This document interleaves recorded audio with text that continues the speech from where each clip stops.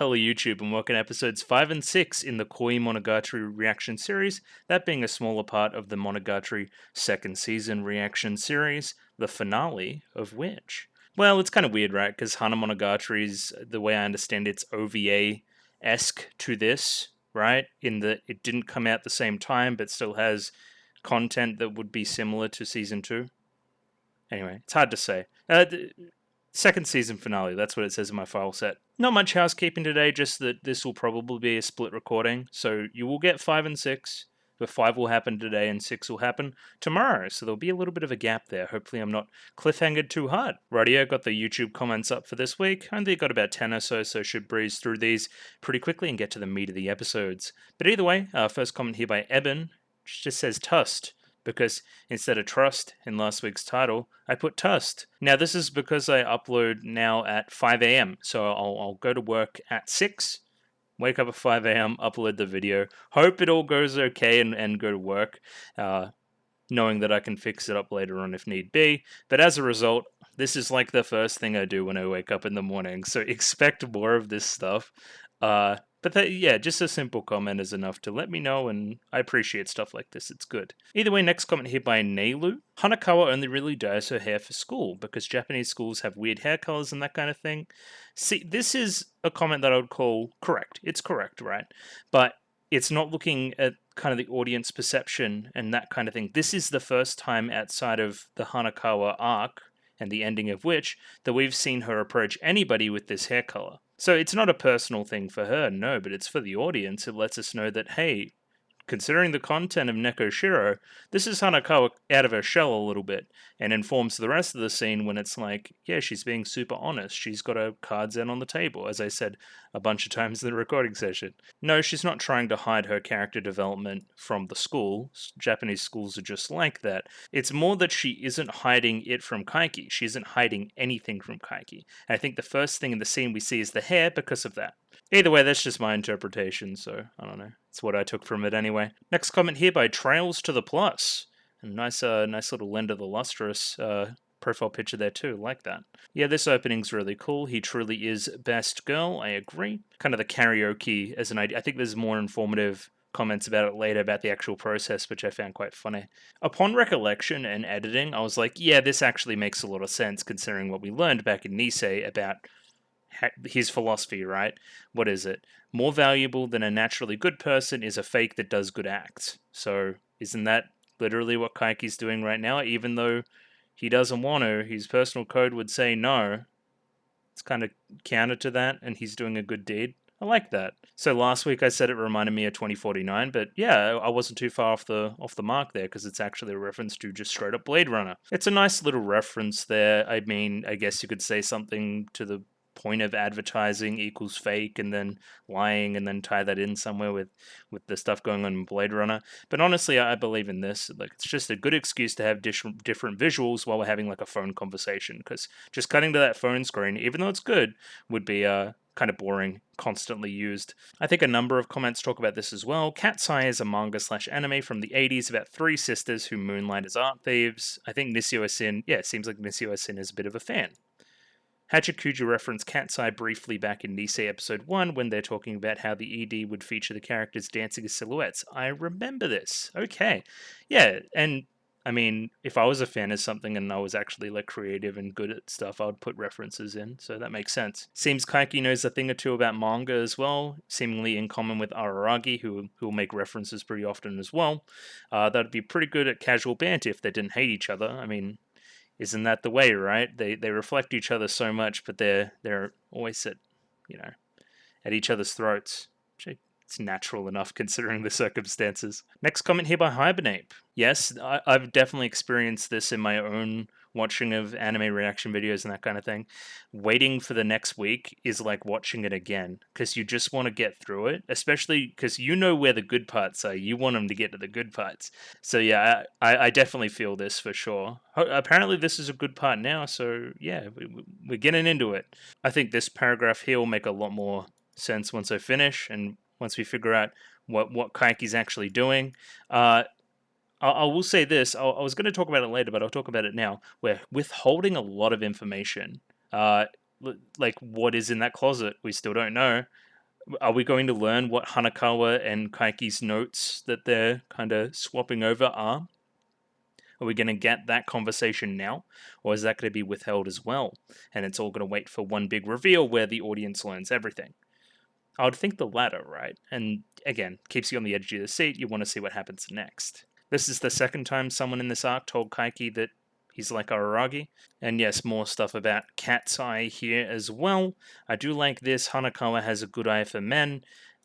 She's only really been involved with Araragi, and then that's in reference to Kaiki. That's another pretty strong reference between the two. Next comment here by Odd Samurai. For the opening, all the lyrics in version 2 are completely different than the ones in the last 3 episodes. You should read them and compare, since they vaguely talk about Kaiki's. I'm imagining Kaiki when doing another Kingdom Hearts reference. And Senjo's feelings on their past. In the radio show, both the VAs say that the director told them to sing as if Senjo had dragged Kaiki to karaoke to sing with her, so it sounds less professional, like he picked up. I love this little bit of context, just a little bit of like voice direction that I think is really nice and really adds to the character of the scene. Also, in reference to the opening and the lyrics, if the opening is the same at the start of this episode, then I'll just read it now. If it isn't, then I'll need to bring up episode 4 and have a read of that in due time as well. I just need to remember to do that. Yes, nice little bit of banter here between the two, having a tsundere off. I like that. The Kaiki and Hanakawa meeting is even more interesting in the novel. He thinks anyone trying to get between their love story would be mere comic relief. Then he realizes him and Hanakawa are kind of similar in that they're both clowns on that topic. On love. Is that the topic at hand? Either way, they are kind of similar in their roles in the story in a kind of a weird way. He makes her pay for the taxi because he's Kaiki. He likens her to Gaian, but not as intimidating. I mean, that's the whole know-it-all-ism part, right? He's super cautious of her because she seems to see through him. This is what we see in the last kind of scene of the last episode that we watched. She doesn't need to ask any clarifying questions there because she already knows everything that she needs to know, which I thought was pretty well done. And yep, last part of the comment as well, another piece of trivia on Cat's Eye, which I like. Next comment here by Saint Yor. The way the show portrays how on edge Kaiki is with Hanakawa is chef's kiss. She seems so much more confident and genuine than she was back in Bake. It's genuine development from the way she was in Nekoshiro, right? And what happened in Nekoshiro changed a bunch of stuff. I think there was a comment way back in the day that was like, I think Hanakawa stays the same after Nekoshiro, and I think that's kind of lame. But I disagree. The brief time we've seen Hanakawa thus far, she's been very different. At least in my opinion, anyway. Again, it's something to watch as we go forward. Does she tangibly change after? It's not the end of Hanakawa's stuff. Obviously, she's still probably got some stuff to do, but it's a large turning point for her, especially with the whole confession at the end of Nekoshiro. Love this version of the opening, which we do need to make sure it's there. My guy Kaiki opened the closet and kept it to himself. I'm onto it. And Kaiki Senjo banter at the beginning, and then Hanakawa's back. After the end of Bakemonogatari and 2 Neko arcs, she's been away for some time and didn't have much screen time. It's true. I guess distance makes the heart grow fonder, I guess. I was getting kinda tired of Hanakawa there for a second, but now that she's been away for a couple months, it's nice to have her back. Welcome back, Hanakawa. Next comment here by Gian Bueno. A bit late for this episode because I was in another city for a course yesterday. Hey, I don't care when you watch it or when you comment. It's nice. I like the comments each week. They're good. The opening change is genius for catching people off guard. Certainly did that for me. I think it represents Kaiki getting more involved in the case and stop dealing with it as just another one of his cons. Some personal touch to it, maybe. I can't disagree. Admitting that there's no money to be made, but he continues to do it. Yeah, maybe this theory has more credence than I thought. I think the ultimate test of this kind of stuff will be when or if the Gaian child and Kambaru comes into this, right? Will she make an appearance? Will there be some stuff there? Will Gaian Azuko show up at some point as well? If he is met with like, hey, here is Gaian child, or here is the tangible end to what we have going on, I think he's going to choose this one, which is exciting. I like that for Kaiki. A little bit of extra stuff about Cat's Eye as well. It's the same manga that inspired Vincent Chalvon and David Michel into making Totally Spies. I know Totally Spies, that's funny. I guess that makes sense, like 3 female characters kind of doing spy shit. That's cool. Oh yeah, and then some stuff about the paragraph right there at the end.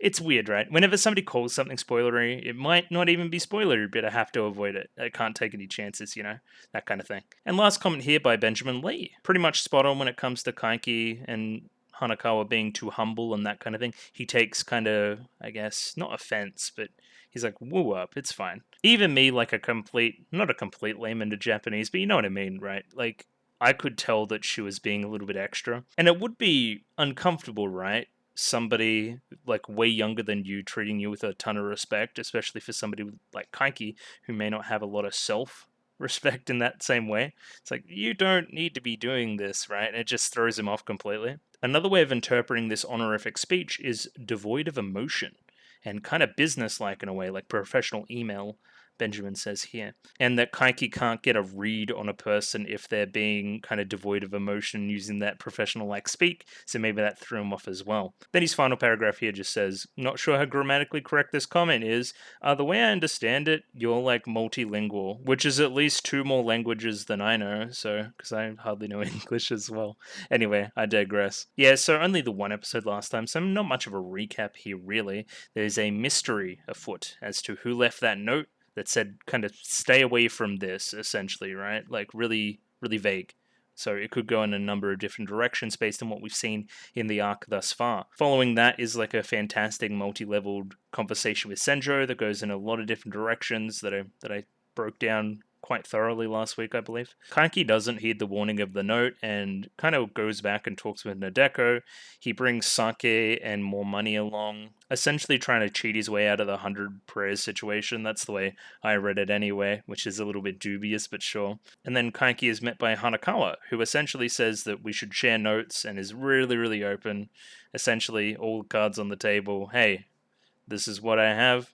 This is who I am. I can kind of see through you in a way, and I see that you're probably a good person deep down, and I trust you, so I don't need to ask any follow-up questions. It kind of throws off Kaiki there, which is a very good scene as well. I love me some Hanakawa stuff. I've got a few ideas going forward that probably need some sort of resolution, or at least talking about, I think. The arc in general, essentially, like looking at lying, truth, telling lies, telling the truth, approaching situations with pretense versus no pretense. Kaiki approaches everything with pretense. We've seen his internal thoughts now. I think we could say that. So which are we going to come out on top of, right? Is the audience part of this dichotomy as well? Are we not being told the whole truth as well? This is a little more basic, but who is after Kaiki? Who left that note? There's a number of suspects. Was it one of Guyan's lackeys? Somebody like a Yotsugi, maybe? Was it somebody associated with Senjo Gahara, not liking that side of it? Was it one of the sisters that was essentially like, stay out of town? Or somebody else that had offended, or Kaiki had offended in the past?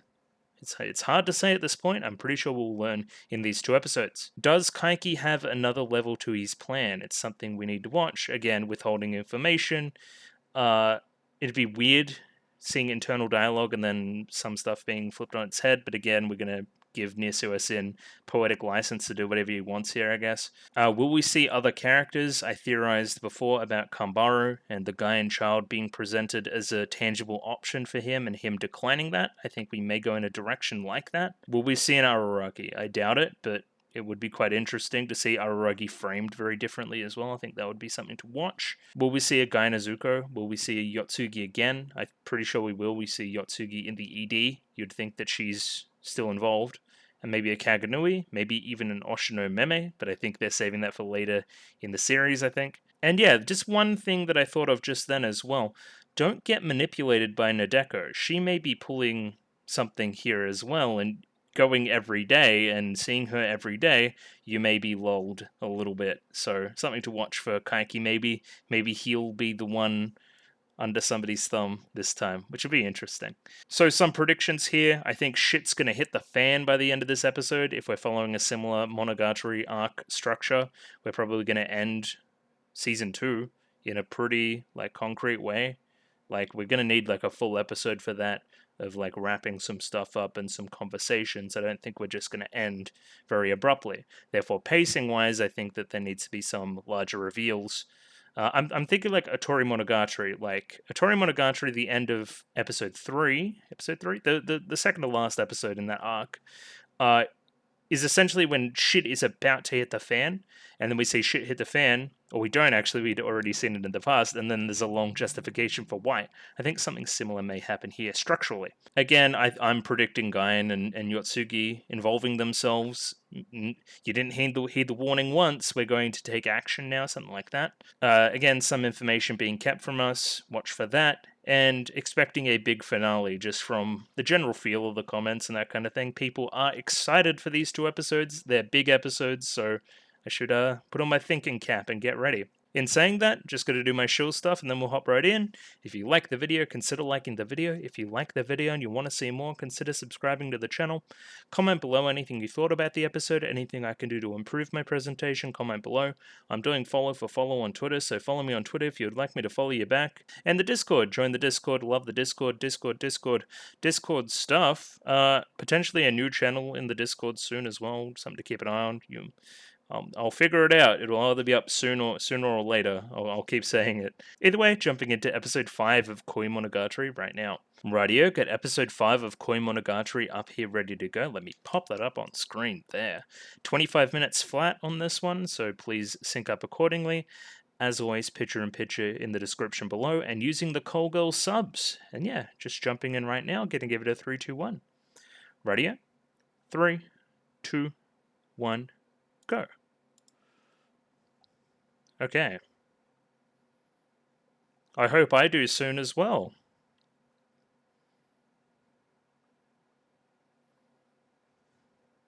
Oh yeah, she probably spilled all the beans. Objectively grasp. She's too close, maybe? Oh yeah, Hanakawa does know a lot of stuff, right?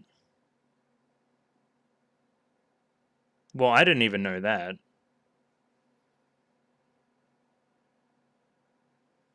She did. It's one huge mess.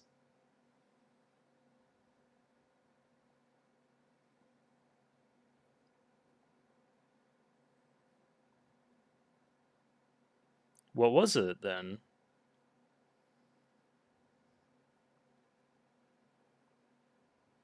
Oh, okay. Bit of chicken and egg.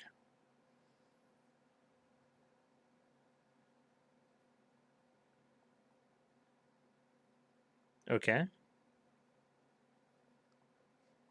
I see. To fix it.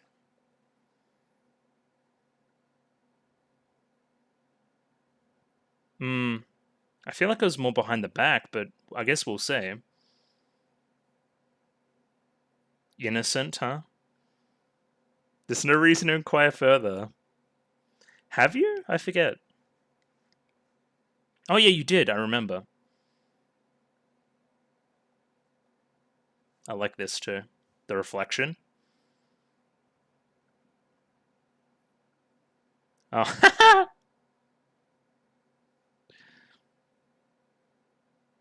Someone was snubbed. It's a weird sub.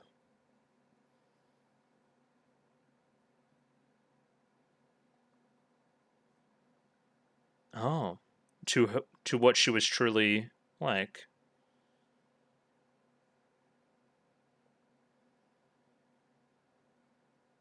Okay. That was great, by the way, directorially. I should go back and read some of that stuff, what Oshino said about her.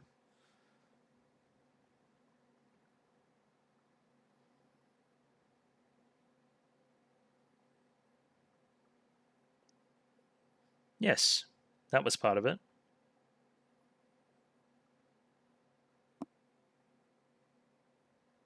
What? She's not looking at anyone else.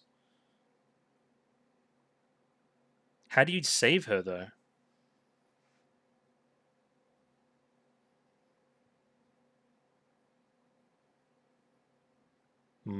Selfish.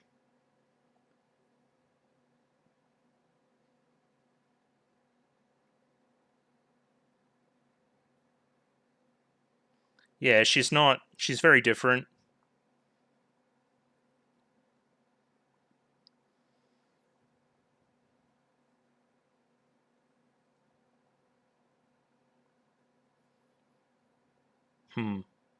Maybe you would know something about that?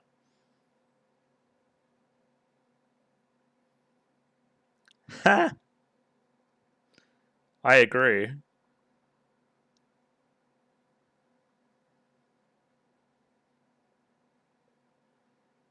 Vagabond way of life.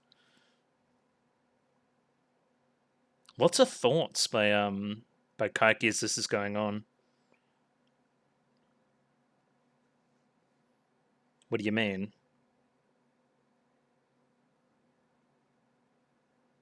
Properly. Fidget spinner?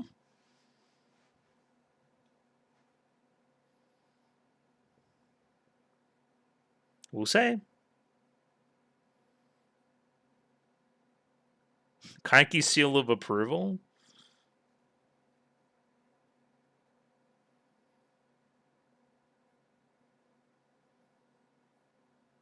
Elaborate. Okay. Out of nowhere. Doesn't have any family? Well, that's wrong.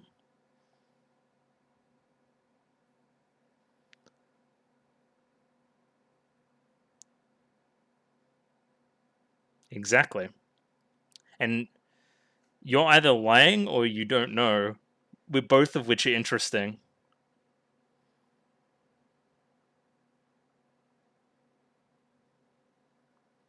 Weird.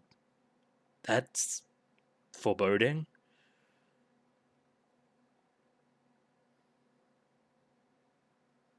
Already been in it.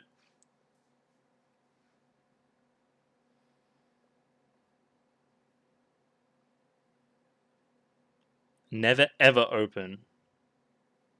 Stop. You're lying. Stop. You continue to keep it a secret from even me. I forget the order of what happened, but did he see the closet and then say she's easy to fool?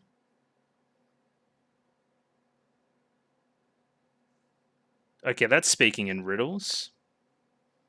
I was blurted that. Something about Hanakawa, maybe. Oh, and then the opening. Which we're gonna see if it's the karaoke version. If so, we'll have a read. A read in the analysis portion, of course. That's a very interesting opening scene there. Lots to chew on there, actually. Oh, hence the subbing in the Japanese as well. Of course it'll be a karaoke thing. Right. Also, it is the karaoke version. Yeah. I'm now noticing the Senjo singing is noticeably a little bit pitchier. Not that I'm any like angelic voice type operator. I may be the worst singer to ever live. Love to sing though.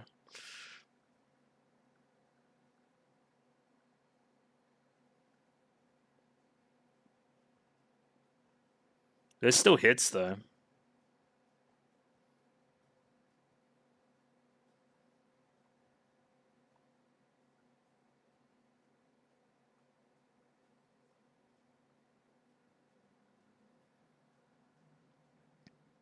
I'm just wondering how Senjo is going to impact the rest of this too. She's clearly the second main character this arc, right? So what role is she going to have? It is called Hitagi End as well, but maybe that's just the bait and switch. I spent lackluster days. Yeah, okay, just a little bit monotonous. Doing your job. Is there really that many tricks with the cat's cradle? Beyblade? I agree. But it was way more innocent.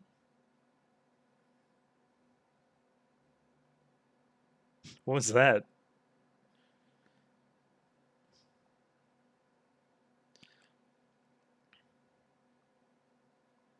Okay. Did she get smashed or nah?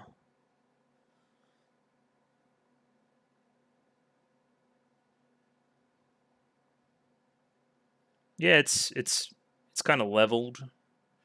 Kind of got burned down.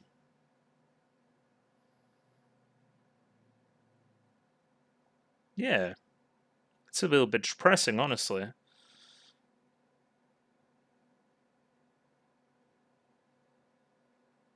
Oh, who was that?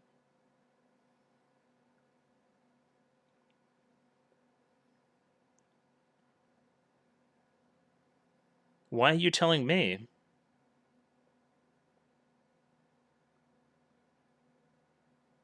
Okay, that feels important.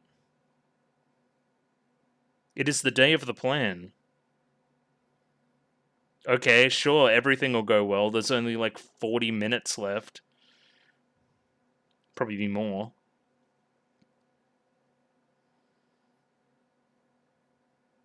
You seem confident. Let's see it. Kampai.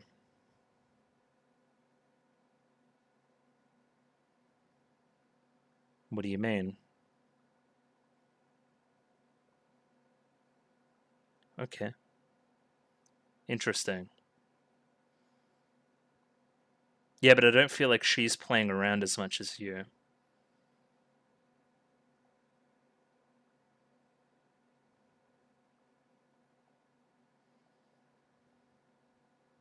Interesting.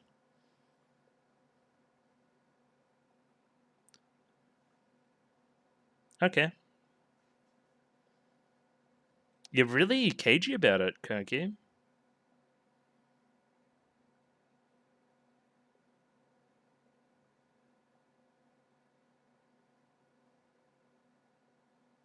What are they?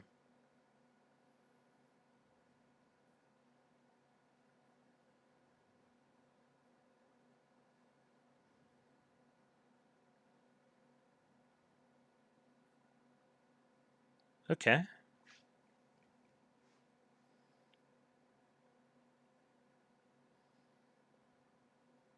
Exactly.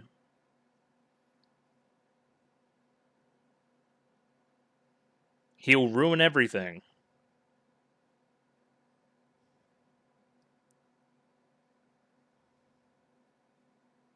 He would probably listen to that, right? Well, that would be a little bit more weird. If you just, like, face value said, please trust me on this.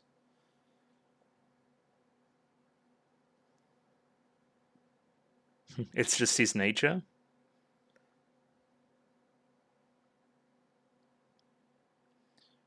Yeah, like, don't go to the shrine.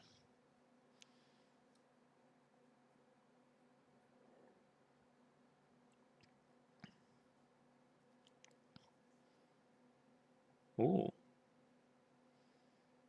The audio there, too. I've never bargained once.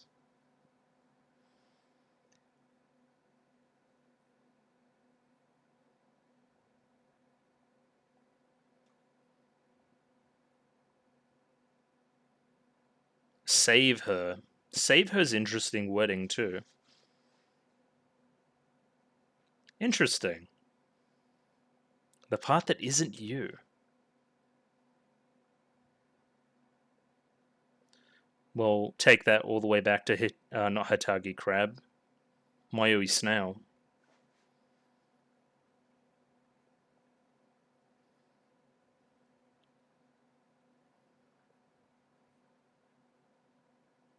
Oh, it's true. But for now,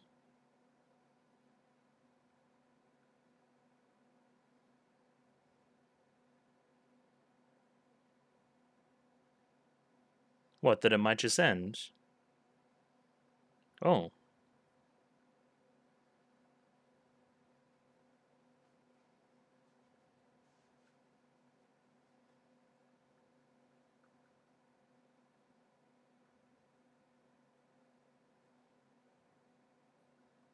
okay. I mean, I'm eager to just see what it is, right?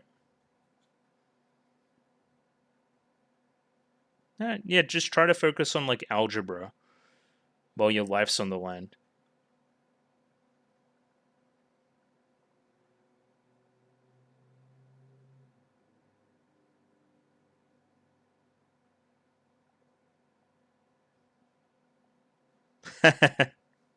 Yes, it does.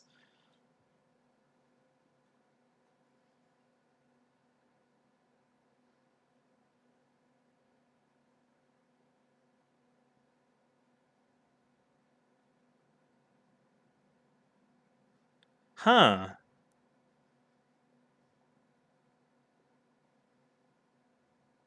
Ooh, the stumble there. The lighting.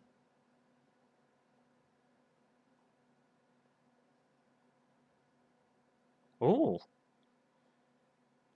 okay. Are you going to agree to that, though? I think you should.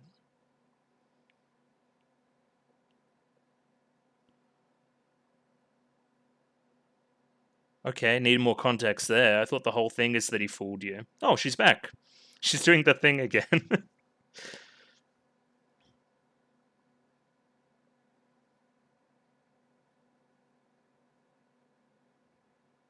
Okay, so are you approaching not with Guyan?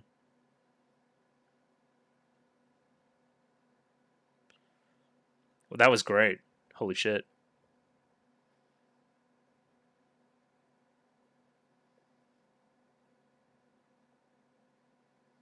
Ah, hopefully your skirt's up. Yeah.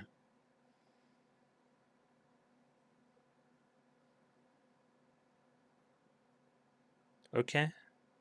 Devil Boy. Coincidence, huh?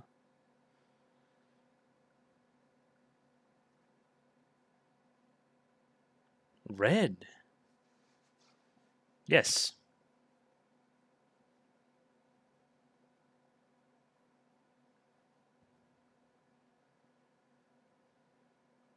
This industry. It's very formal. Hmm.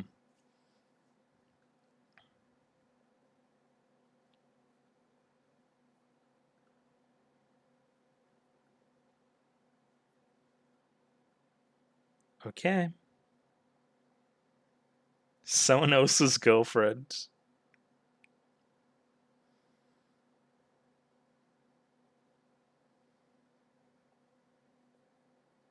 I don't feel like fixing it. Well, it's perspective if it's a misunderstanding or not.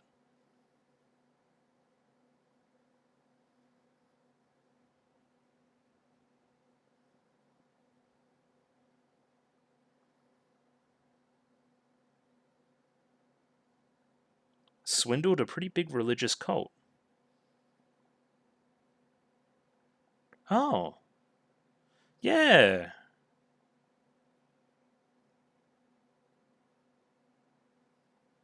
Yeah, okay, I remember that. Huh.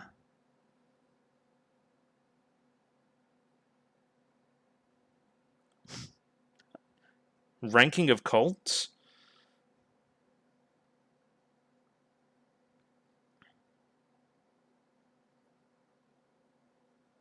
However you want to justify it. I see through you.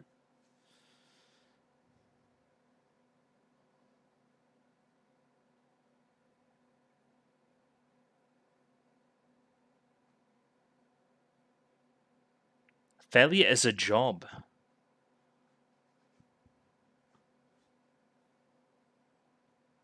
Fail.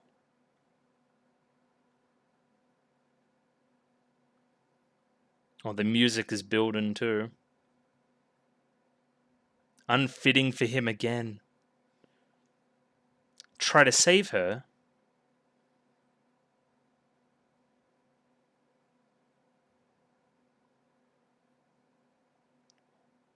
Whoa.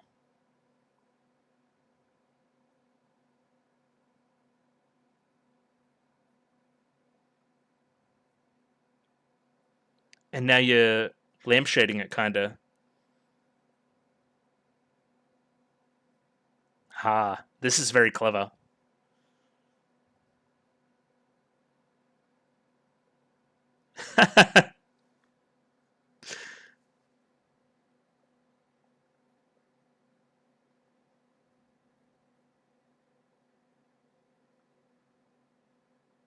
You're being very sarcastic.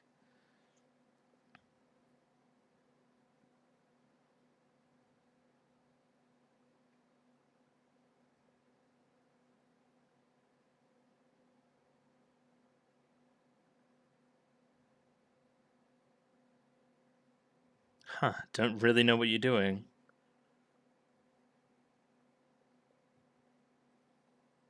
I agree.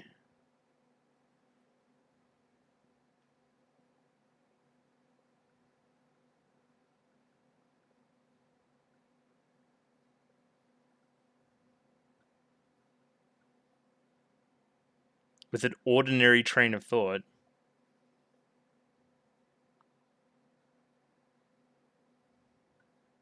And Guyan knows a lot.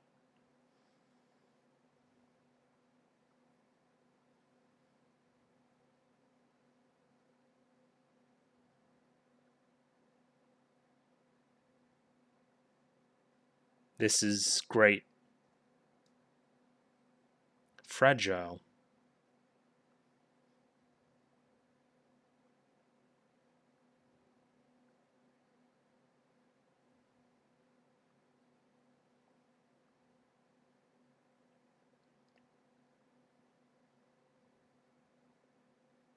Hmm.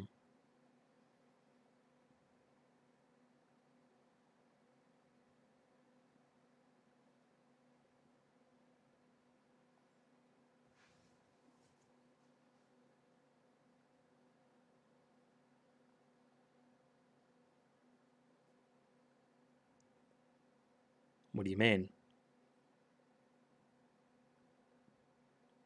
And that's the lead in?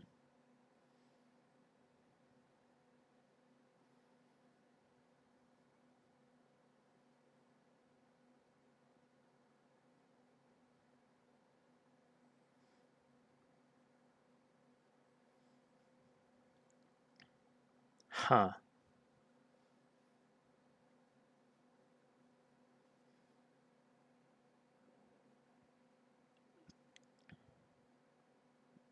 Is that a thing?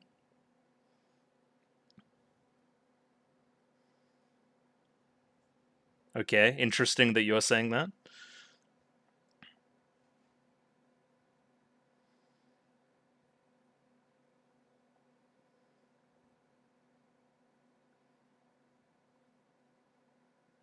Dramatized? Oh, we're bringing it back.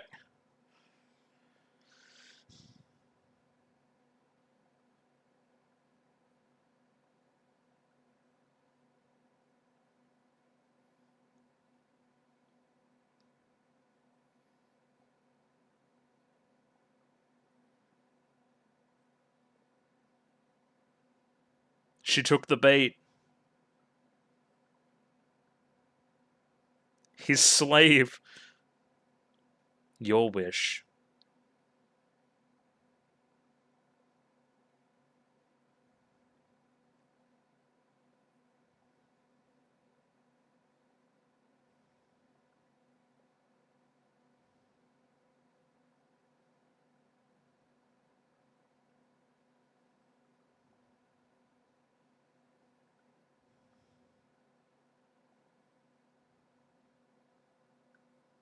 Yeah, spit it out.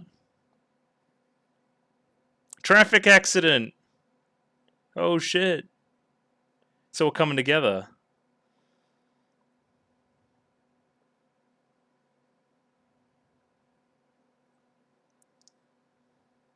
Okay. I mean, I'm not gonna say that's the end. I reckon that's part of the deceiving. I don't think we're out yet. Because that's very easy. They died. No, they didn't. But she turned very quickly. But I think he knew that, right? Interesting. I'm way more interested in the Kaiki past stuff with Senjo and how we're recontextualizing a lot of that outside of how we learned about it in Nisei through Araragi's eyes. Now we're learning about it, well, not learning about it, we're getting reminded about it through Kaiki's eyes. But then he completely, like, almost in a fourth wall way, like lampshades it. He's like, yes, I was the good guy. Yes, right away. Yep, sure, whatever you say. right? And he seems like visibly like frustrated and kind of mad that she figured it out. And by saying that, it's almost like it's false. Isn't what he was trying to do at all. But even though from his lines later that is probably true, that there was some element of it that was to save Symphogear. He realized it was a lost cause and thus put the split in the family through his involvement. I see, okay. I really need to go back and reread that conversation, like really bad. And yeah, next time on. Radio just jumping into some analysis on episode 5 of Koimonogatari. So yeah, I'm worried I didn't talk very much during that episode, and it was kind of like one of those reaction videos that I don't really like, which is kind of somebody's face like just like watching the thing. If I wanted to watch the thing, I'd just watch the thing. Hopefully I interjected enough. Anyway, it was more to the point that I was engrossed in the episode. I really wanted to see what would happen. I found the dialogue, especially the sub work, really good. I think they hit the right points at the right points to get the points across. I think, again, I don't know, but it worked for me. And I think I mentioned it as well. The music did a lot to build tension, especially that Yotsugi Kaiki scene at the train stop. And we're bringing up traffic accidents. There was the Kaiki connection with the traffic accident. There's also been a lot of stuff in second season around traffic lights. So causing an accident, danger, green, go, danger. You know the whole deal by now. So yeah, that's kind of coming full circle as well. There's lots of little hints to different stuff, right? There's some hints by Hanakawa early in the episode about what happened with Guy Nezuko back in the day as well. As well that Hanakawa has a really good grasp of the situation, because of course she does. Like, again, I don't know everything, I just know what I know, but it seemingly is a lot. I thought it was very interesting as well. Symphogear like, I want to see you one more time, and then Kaiki really tries to avoid it. Really tries to avoid it. We see a lot of Kaiki internal dialogue this episode as well, which is something that I want to sink my teeth into now as well. So yeah, I think I'm just going to jump right in. No need to put on airs or anything. It was a really great episode, and I want to see what happens next. Just out of curiosity, let me check quickly. No, it's not super long. Next episode's only 26 minutes. I was wondering if we were going to get into some like 35-minute fuckery or something, but we seemingly don't, so that's good.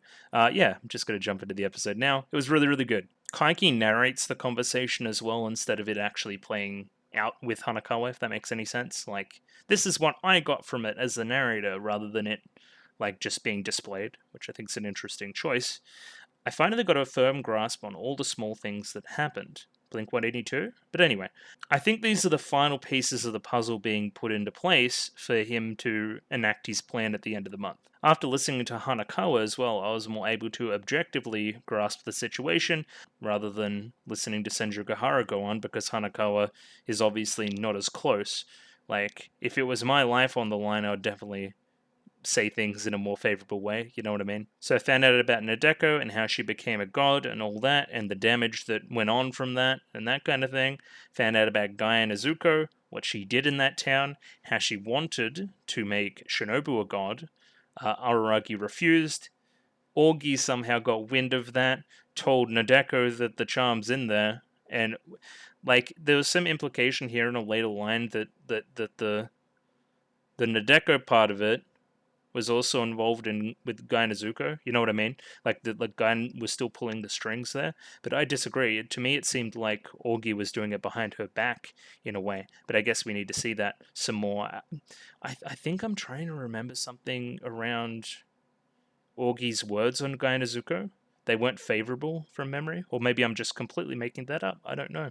So after hearing all of this, it wasn't Kishot's arrival that threw the town into chaos. No, it was that the town was already in chaos, right? And that Kishot was drawn there because of it. So yeah, a little bit of chicken egg stuff there. What came first? That's why she wanted a new deity to finally stop whatever this kind of aberration, chaos energy, whatever you want to call it, the chaos emeralds that were bringing them to the town.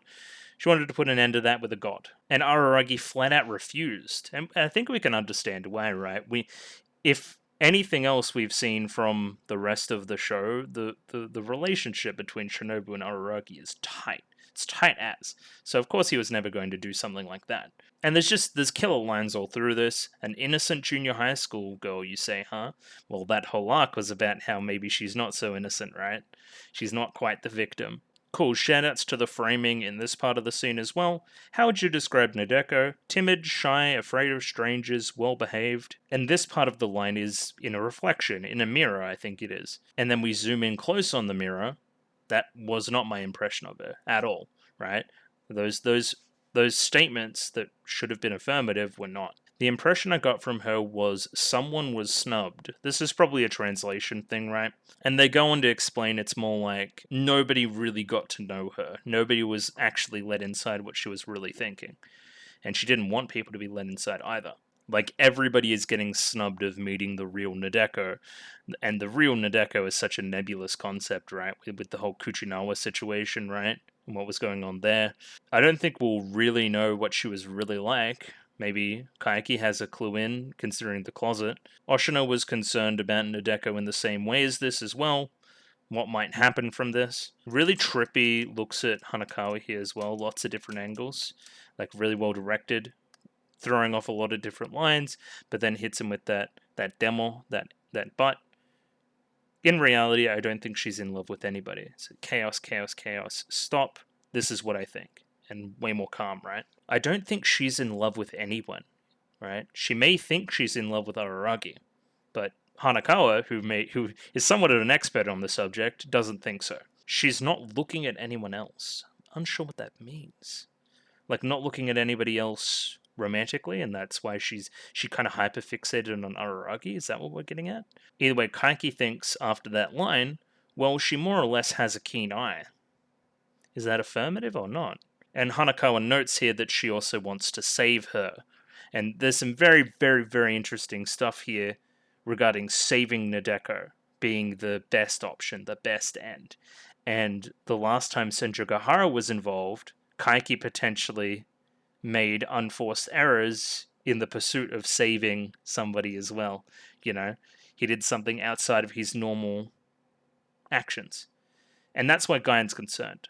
Senjogahara is involved again.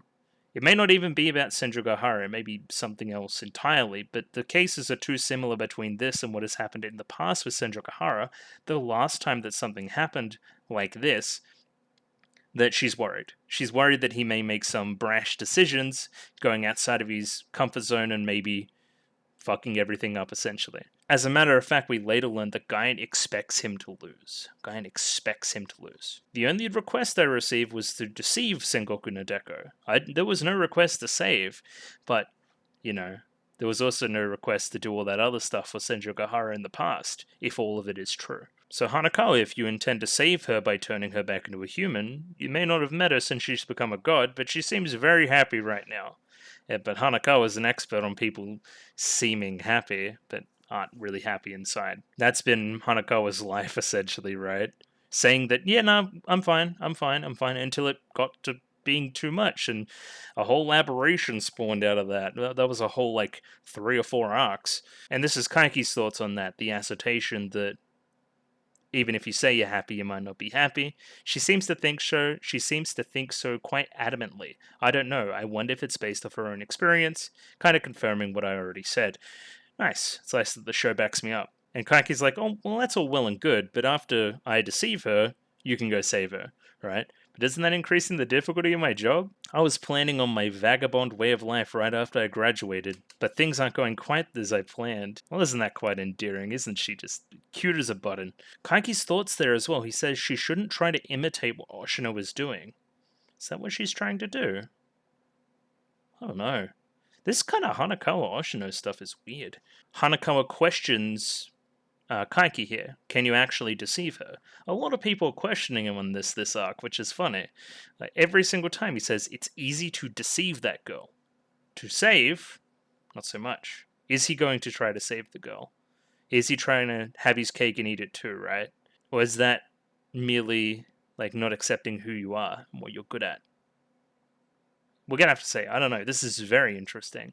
Kind of like Kaiki playing the good guy, but also self-aware of playing the good guy, but also can't stop playing the good guy, while trying to play the bad guy. It's a very interesting one. This is weird too. Okay, so Hanakawa goes, well, it's not like I'm that worried about the deceit, but...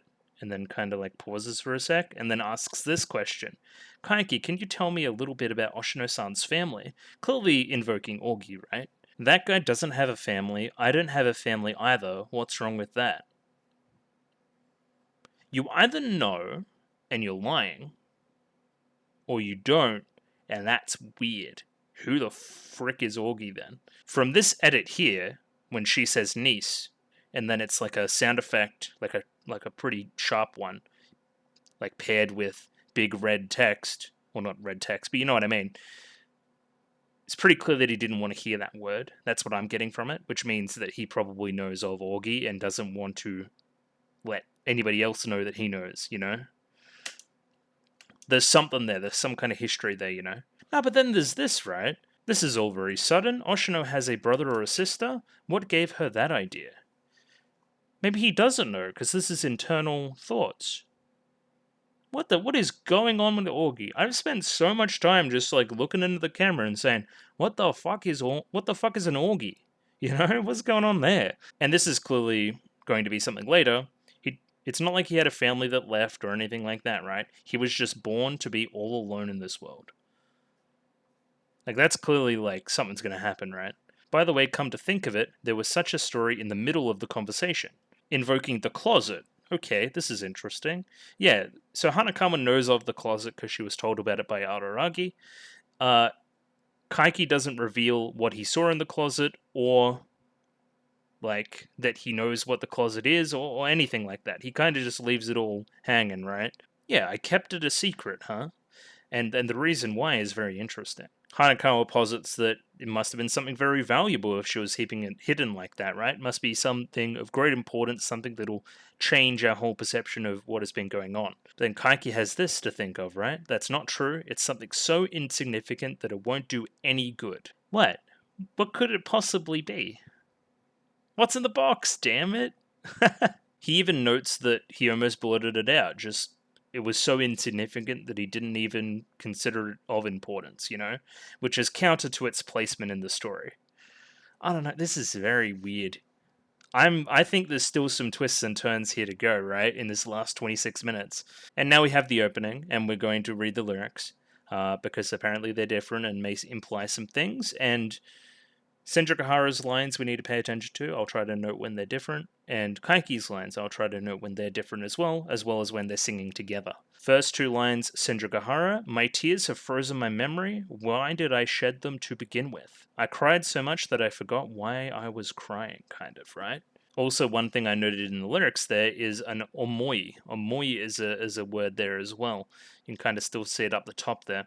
The wintry breeze that blew back then let us start anew. First line there by Kaiki, and then kind of Kaiki and Senjukahara together for the second half there. Senjukahara, misunderstandings, confusions from a whim. Like invoking a lot of their past meeting, right? Misunderstandings. Interesting. Then Kaiki, a common sentimentalism, and that eternally unattainable moment, again both singing together. Again, never again, these unspoken words, I think we're hitting the chorus now, both are singing together.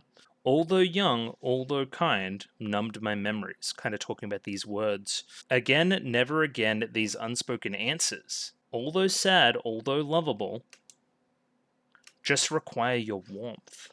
Juxtaposing the cold from earlier in the song. Again, I think they're just talking about the past very, very broadly. It's a hard one, right? Oh, so I can forget where I am. The warmth of the words, forget where I am? Weird. So essentially now, for a bit, we have Kaiki playing things out like normal. He's going every day. He's making new cat's cradle stuff. He's bringing lots of sake. He's doing his part of the plan.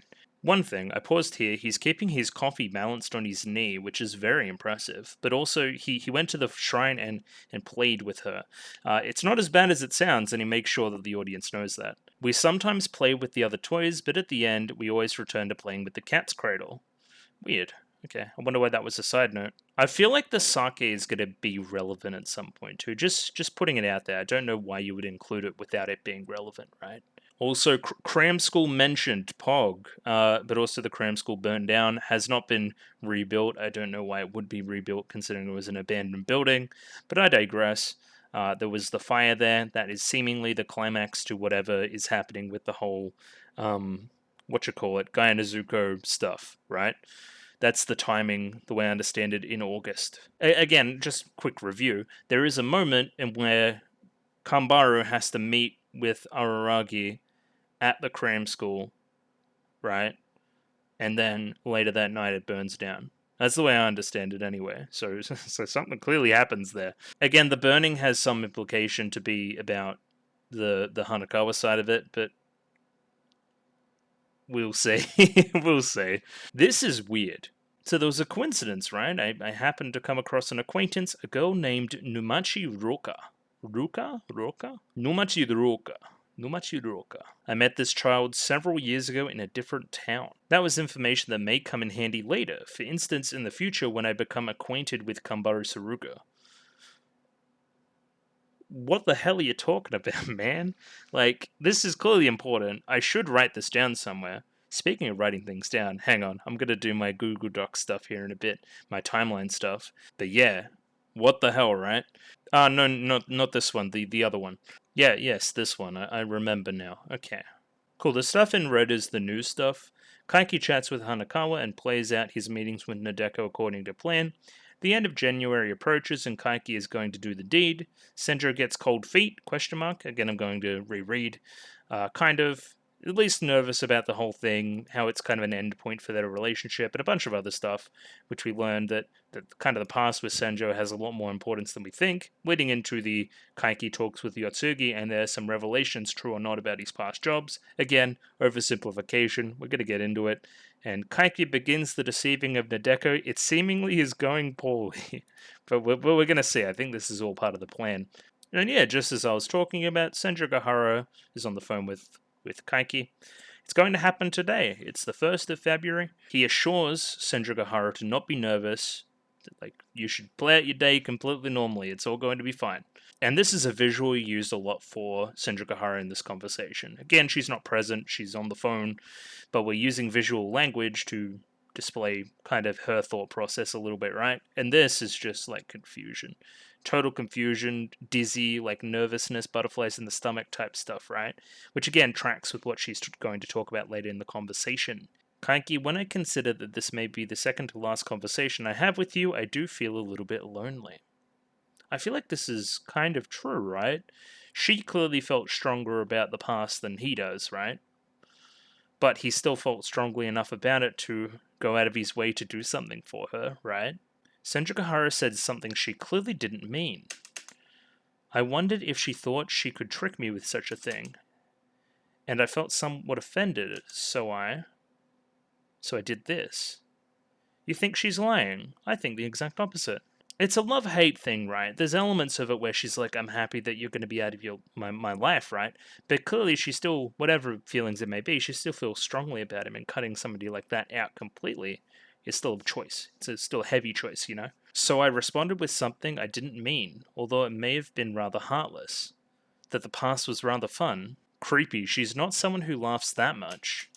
No, that was 2 years ago. She is different now. She's more than a different person. Weird. This needs like way big reanalysis when I'm done, right? But a lot about this conversation comparing Kaiki and Araragi as well. There has to be something like the past romantic relationship, right? Romantic, whatever it may be, right? And yeah, meeting one more time. This look from Kaiki as well, right? Like he feels uncomfortable to me, right? Like, oh, the eyes. This is so interesting. Like it's altogether like uncomfortable, somewhat relaxed, bored, but then you see the eyebrows. It's like not mournful, but like, you know, there's a little bit of bittersweetness there, you know. Huh, huh. It's seemingly like a simple frame. I'm getting a lot from this, right? And yeah, he kind of immediately changes the subject when she's like, "We should meet." I have to give you careful instructions regarding Araragi. He can't come to the temple. Not at all. It's very important that he doesn't show up. Please don't show up, Araragi. To me, this says that he's going to show up, right? We'll see. We'll see. And then Symphogear rebuts, right? Well, if I'm completely honest with him, then he'll know that you're involved, and that's a no-no, right? But if I don't tell him enough information, then he'll just think it's weird and head over there anyway, and he'll be stubborn about it, because it's Araragi. I think Kaiki has a good point here. Like, you're his lover, right? Just tell him, please, I need you to do this, and he probably would. If I think about it from our knowledge of Araragi, he knows when to take things seriously and listen to people around him, I think. He's not that stubborn, I don't think, right? I'm telling you that if I could say something like that, my life wouldn't have turned out this way. If I could lie better, if I was a better actress. That's true, but then if their lives are on the line, why can't she force herself to do something so minor? I don't know. I don't think she can. I don't think she's not forcing herself. I don't think she has the confidence to lie, to deceive, in the same way that you maybe don't either. Yeah, okay, there's something here that's like being too close to a situation and being unable to lie and the other person reading you or doing something out of character because of that. Also, we're bringing up a couple times this episode again, kind of that Kaiki Nisei Monogatari idea about the stage, about the drama, about the fit for the stage, an actress lying, is acting lying, right? All that kind of subtext, I guess you would call it, from that previous arc being brought up here. Saying that, yeah, like literally, I think there was a stage on Frame before and some posters. Like they're not being subtle about it, right? There's some interesting like shots and emphasis on audio here as well from Kaiki. Him looking like really devious, more devious than he normally does anyway. Yeah, here Symphogear says interpersonal relationships for you, they're just like bargaining. I've never bargained once. Kind of like that other line later in the episode where he's like, I've never lied to Symphogear, not even once, even though I thought that was the whole premise of what was going on, of why she didn't like him, of why, like the basis for their entire relationship is the betrayal there. So I'm wondering how we're going to twist that. And for now, you guys don't have a time limit anymore. So if you guys want to go back later and save Nadeko, maybe, you guys are more than able to. Just do it after you guys finish college or something. And then this is the most pointed, the comparisons between Araragi and Kaiki get. Like Kaiki literally asking, why do you like Araragi? What is it you like about him? And Symphogear says, he isn't you. Everything that makes Araragi isn't you. I love Symphogear, absolutely no hesitation there as well. And this is Kaiki's thought process. But then, even if that's the case, even though it's a process of elimination, the selection criteria for her lover revolves around me. That's true. That's very egotistical, but also true. Because he isn't you. But also, it's informed a lot by his actions in Mayuri Snail, as well as his actions in Hitagi Crab, right? That absolute selflessness. And I guess you would call it lack of pretense, where Kaiki is all pretense. I don't know, but they're also very similar in a lot of ways too, that we've been alluding to this entire arc. I feel like a lot of it's going over my head, but there's a lot to chew on here, right? Kaiki, always the pessimist, he's like, well, you're worked up now, but in the end, you guys may enter college and then grow up and, break up and do all that kind of stuff. But I think that's emphasizing a lot of the point of view of Monogatari, right? Of a lot of shows. Your high schooling being your entire life, and the end of the show, the end of the character's life, coinciding with graduation, which is a lot of what we've get into kind of this arc with the whole Nadeko thing as well.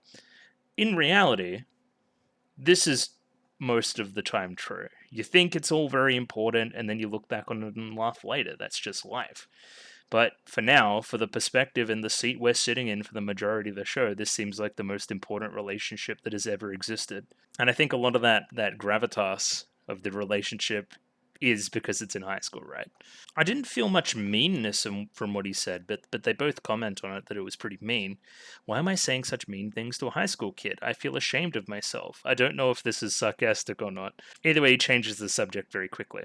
And again, he still displays supreme confidence here, the same confidence he's been showing for episodes now that he will complete his job. He's part of the bargain. And then there's this part of the conversation too, the kind of the conditions upon completion of the job and their relationship henceforth. Just because you saved me doesn't mean you can be full of yourself. So it sounds like pretty light, right? But it gets to the point where it's like, I don't want to see you again. I don't want me or Araragi to see you ever again. So after this job is done, it's final goodbyes, I will still hold those past grudges and ill will, right? You can't get rid of that with your good actions now. I'm going to keep hating you. I'm going to keep holding that grudge. That little stumble on the first word there, on the I'm in the sub. Like, clearly this is very important to what she said. Like, she's clearly stumbled for a reason. It's either because she's lying and she doesn't want this and she actually wants something else, or she's telling the truth and this is a big step for her that she doesn't want to involve with him anymore. I don't know. It's hard to read for me at this point. I know you can't quite read it, but this is the first sub here of his internal thoughts after this, right? Why is she saying something that is so obvious? Is she going out of her way to speak ceremoniously like that? I can't understand her. I really can't understand this girl. If I think it over again, there was a person who had a handbag like that 2 years ago. What? What are you talking about, man?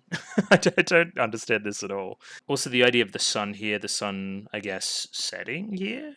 Yeah, it would be. Kind of a sunset on the relationship, too. But also, the sun comes back later when he's looking directly into it when talking with Yotsugi. So the sun shedding light. I don't know, something there. Yeah, what does this mean? Neither past nor present, you have never lied to me once. I thought that was the whole premise. Anyway, I'm sure I'll learn more soon. Also, like that, like the light shutting off as he exits the hotel room. This is like very final goodbyes type energy to it all, right? All right, and now we're back. Another yay from Yotsugi. Apparently, she is approaching this conversation not with any pretense from Guyan, right? It isn't that Guyan sent me here to say something to you, it's that I'm doing this personally. Also, yeah, still refusing to call him Kaiki, calls him Kaiki Oni-chan. He hates that. And there was a fantastic edit here. I just want to play it all the way through. Like this whole part here, right? Like that's just insanely creative. The eyes on the hat into her actual eyes as well from the Kaiki. Like that would be his eye level too. That's pretty nuts. You got the screens in the background too. There was kind of a shriney looking thing there before, and now we got like the sun over the clouds, like you're in an airplane or something. Yotsugi expresses her disappointment that he isn't going to invert his actions at the 11th hour. Instead, she's just going to see Araragi and, just have a chat with Kaiki one more time, see if he can't change his mind. And this is where she starts to talk some sense. So 3 million yen. I think that's too cheap a reward to go up against Guyan-san. There must be some other factor here. That's what she keeps trying to get at. And I believe she's right. I believe she's hit the frickin' nail on the head, too. Like, oh shit. This is out of character for him. And it being out of character for him is really bad because when he's in character, he gets it right. When he's out of character, he gets it wrong. And we learn more here. Yotsugi cuts right to the chase here. Is someone else's girlfriend that important to you? Kaiki says that's a misunderstanding, but I'll rather leave it a misunderstanding and not correct you rather than talk about it. This isn't like you, Kaiki. You do things that aren't you, and you will really be in a bad situation. This is the premise for Guyan's entire argument, and it's not like you haven't expressed such failures before in the past. It's not like this isn't like you at all. Was it 2 years ago when you swindled a pretty big religious cult and crushed it down? Now, I'd need to go back and reread the entire story of what happened or what supposedly happened with the Kaiki Senjugahara stuff in the past, but it was my understanding that the way that we thought about it, through Araragi's eyes, through whatever knowledge that he gained about it, was that Kaiki swindled them out of their money and caused the relationship and the family to break as a result. Like, further severing everything forever.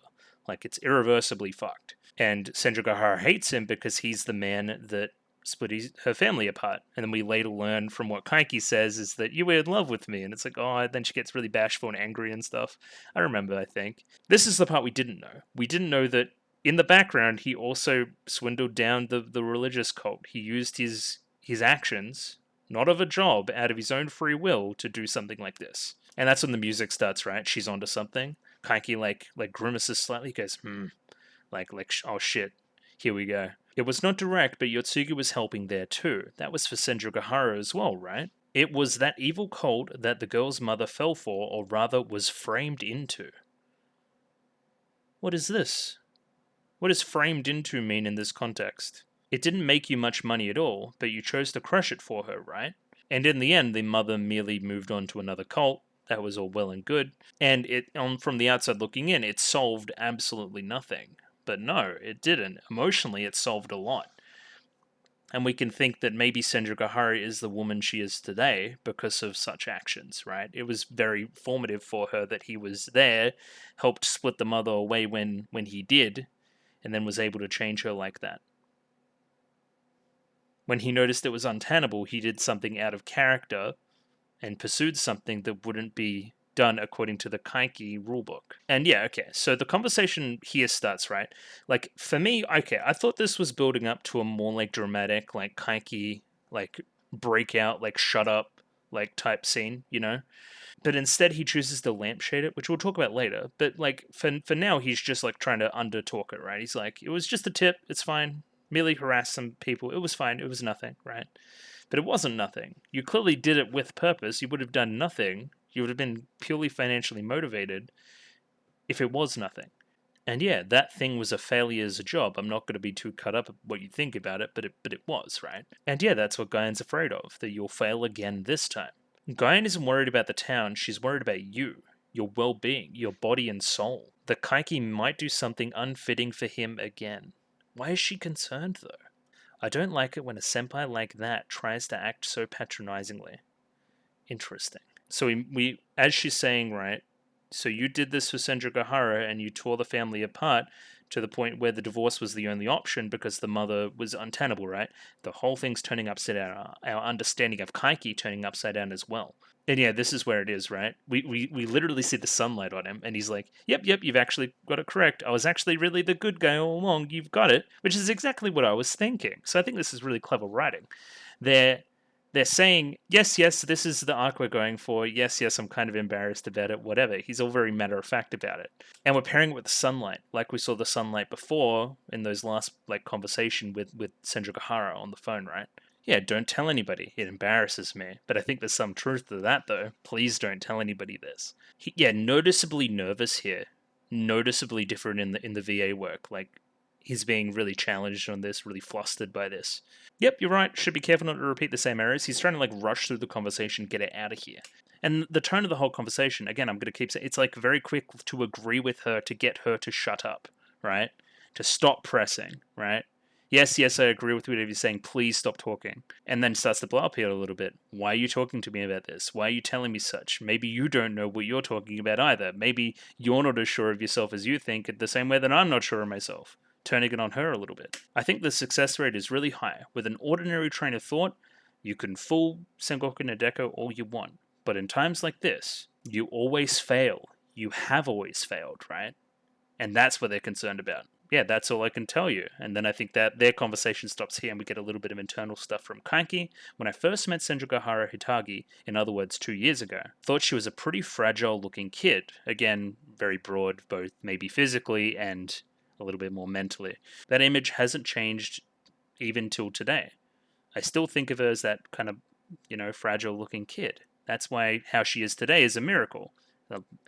There's one word I would associate with Symphogear, it isn't fragile. Not at all. Especially in comparison to a lot of the other characters of the show that are very fragile. But instead of that argument, like Kaiki's going for, it's amazing that she is still the way she is despite being so fragile. She's a house of cards. I'm amazed in those 2 years it hasn't come crashing down yet. Her mother crumbled, but she still hasn't. I don't know what's going to happen from here. Again, we're passing through the Tori as he makes his way up to the temple as well, right? So kind of this spiritual mind journey he's going on mirrors the actual journey up to the temple. And yeah, he says he's going to deceive Sengoku Nadeko. And we'll see what his plan of attack is here. Okay, so a lot of this scene here is pacing and tension and reveal of information. I was on the edge of my seat waiting to see how we were going to approach the deceiving. So I guess I'll just overview it here so I don't need to keep pausing a bunch. Sengoku is reminding Kaiki about the wish to, any wish you want after 100 visits, right? And then Kaiki moves into the thought process of, vocalizing your wish means it doesn't come true. And then, you vocalized your wish to kill Araragi and his friends and all that stuff. Well, because you vocalized it won't come true. They died earlier in a traffic accident. Again, I think this is just the first step of the plan, and we're still going to toss her on her neck, right? But we'll see. So I guess more of the discussion here will be about how it's edited and stuff. Again, similar, we have these like kind of tense pianos playing, leading up to to kind of like the reveal. The edits will get quicker as well. Again, mirroring the previous scene, but that one was a little bit more internal tension rather than external.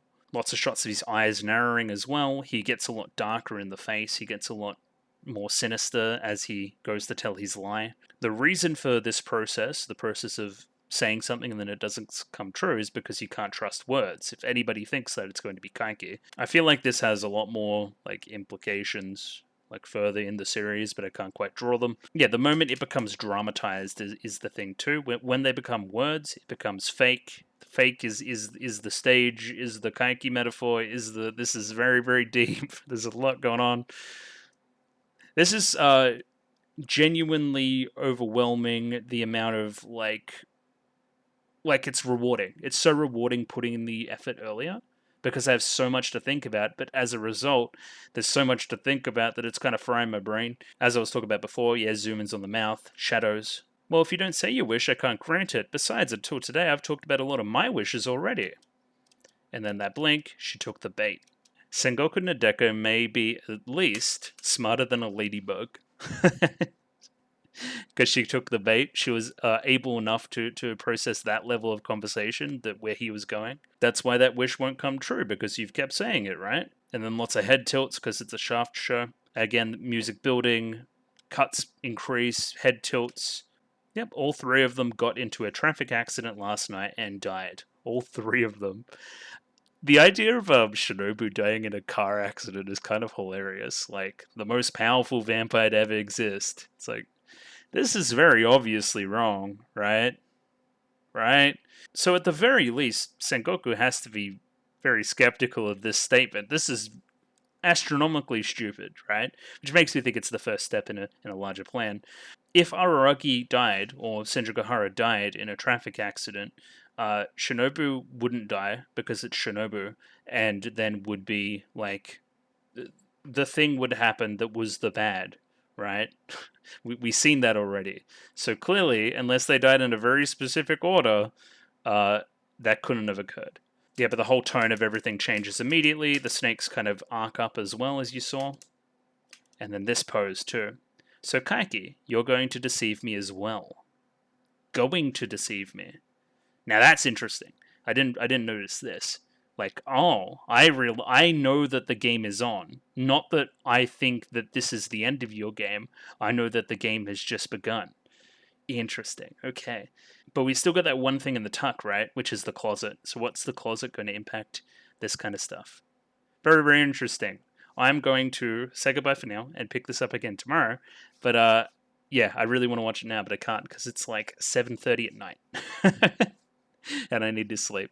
So yeah, expect me back very, very shortly to keep talking about this and any things that I maybe noticed overnight. Either way, thank you very much. I'll see you tomorrow. Rightio, and we're back again today for the conclusion to Koimonogatari Episode 6, and also subsequently the conclusion to the second season of Monogatari series. So very excited to be back here again today, and I think what we should do is just jump straight in. And yeah, see what these final 26 minutes have in store for us. Let me pop that up there while I'm thinking about it. 26 and 26, the time code, the number of the beast. Not quite, but you know what I mean. And yeah, picture-in-picture, Kogo subs. I'm sure you know all that by now. And I'm just going to give it a 3, 2, 1. Ready? 3, 2, 1, go. Hello. My work was perfect.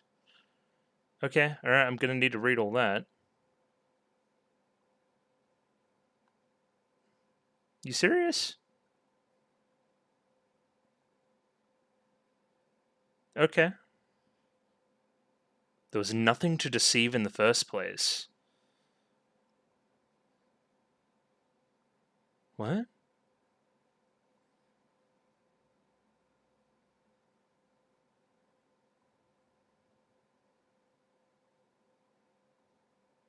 Well, yeah, I remember that.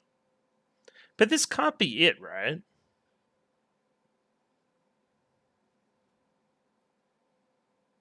Alright. Well, this is bad. Why did he think this would work again? This is really cool, though. Like, waterfall of snakes. Nothing but snake. Yeah. It looks bad for our heroes. Heroes, ladies and gentlemen. I like the dress color change too. Keep it that same color aesthetic. Beautiful. So I thought.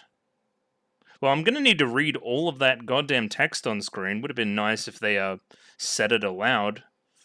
That would have been convenient. And opening as well, that's a weird one. I would imagine that they would have maximized their time here. Weird. Weird one.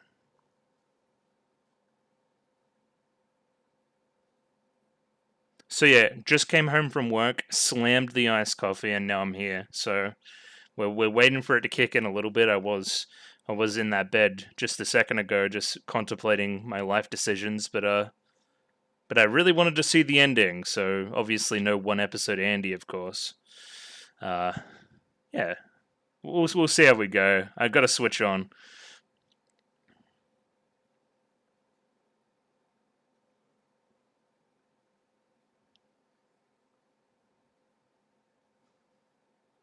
Never skip an opening, baby. What kind of psychopath skips an opening, honestly?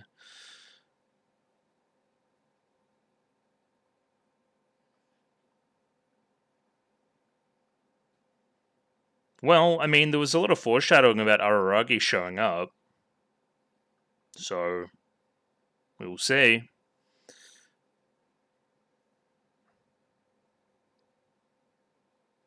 Yeah. Indeed. So nice I said it thrice.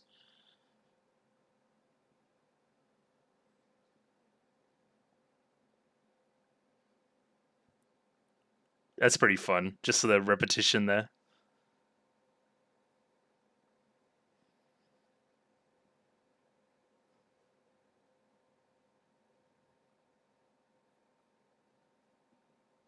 No, she's told plenty of lies.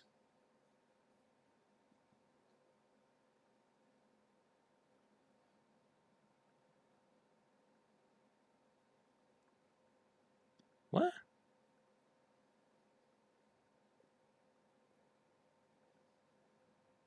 I mean, that would give me the, you know, I would think I was special.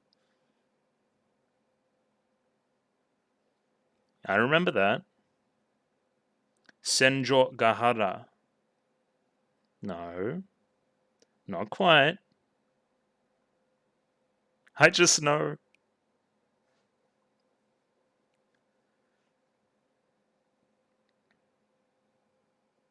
Well, I'll need to watch Atori again. It's just who you are. Well, it's just who Kaiki is too, right? Fighting against your nature or whatever.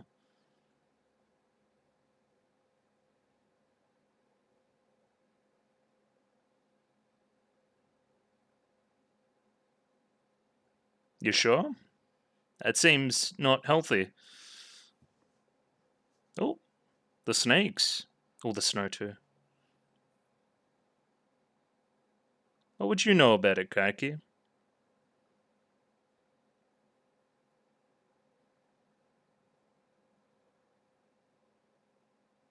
Yeah. The environment pushes you, not you pushes the environment.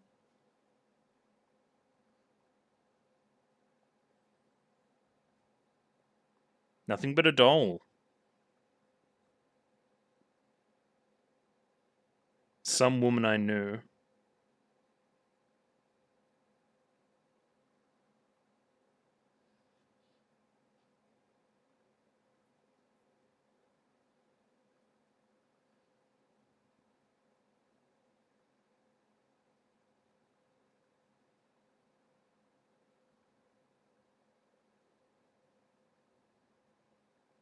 Who is he talking about?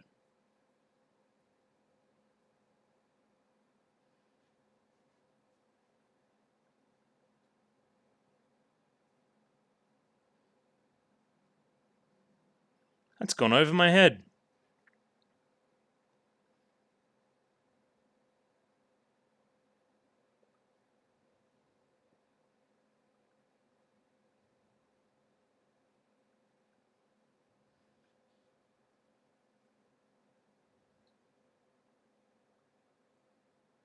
Augie? Is that a name? Yeah, okay. Really doesn't know?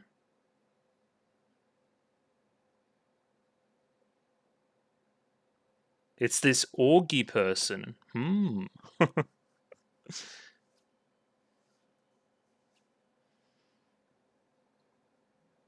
Yeah, it's true.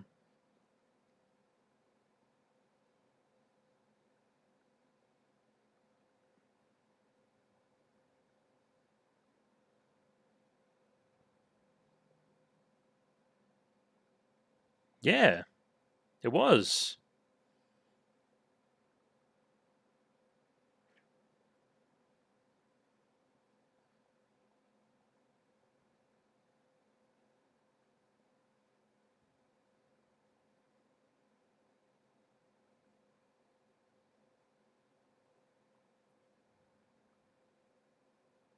It's true. What's the penalty?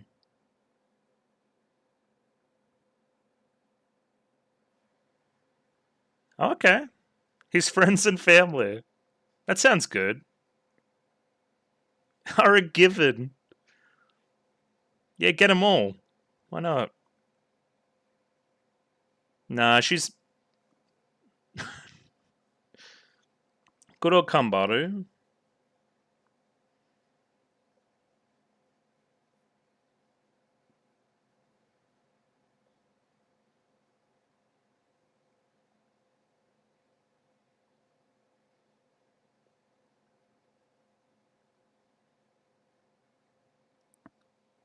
Huh?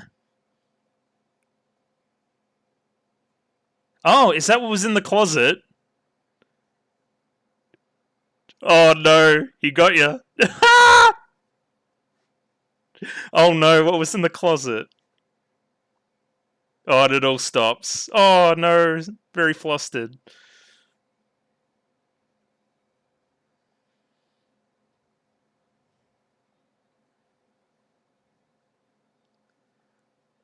What's wrong with that? I got way worse shit in my closet. You peeked.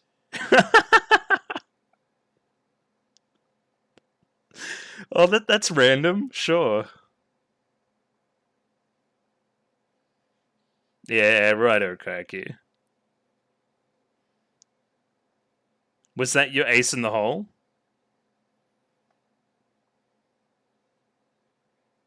Well, you really didn't want him to see. He would think it's embarrassing. Yeah, she is pretty good. The plot was amazing. You even read it? That's great.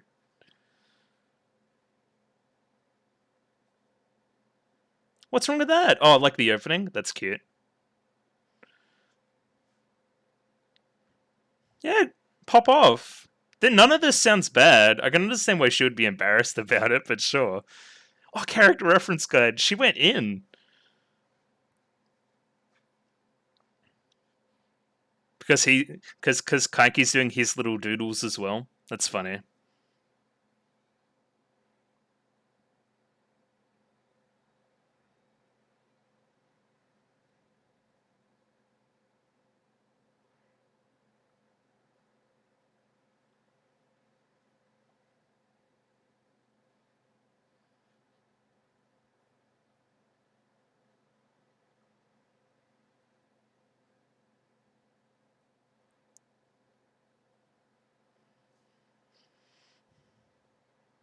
I agree. That would be really funny though.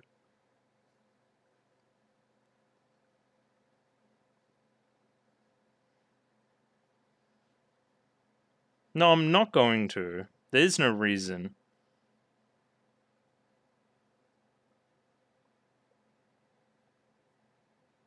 And what did they all say? Exactly, yeah. Well, nobody knew like much about her at all.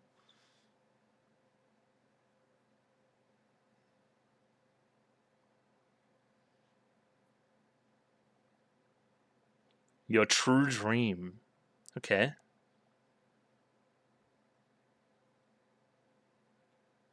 Yeah, good point.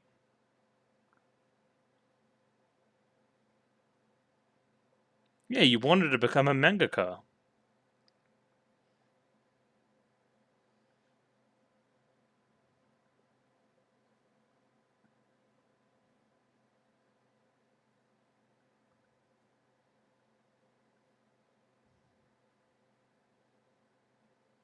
It's depressing when you put it like that.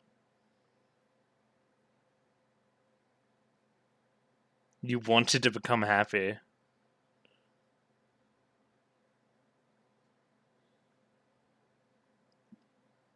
I mean, it's very hard to do, but okay, pop off, I guess. 18-hour days. Well, you clearly put a lot of effort into it, so.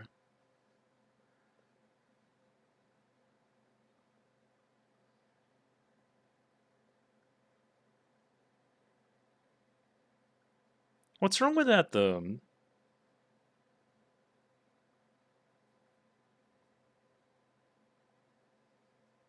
Yeah, I mean, I agree with that.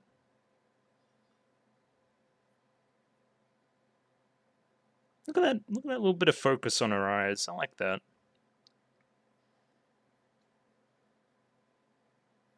A thing called talent.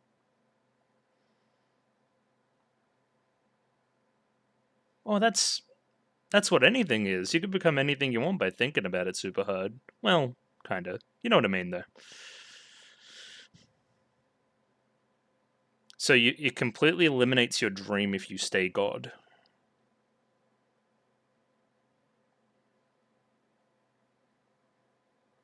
You most certainly do. I mean, yeah.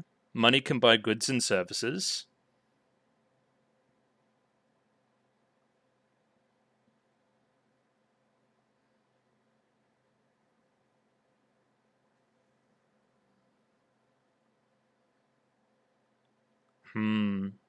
Sentimentalism. But money can just stay and go, never confirming or becoming one thing explicitly.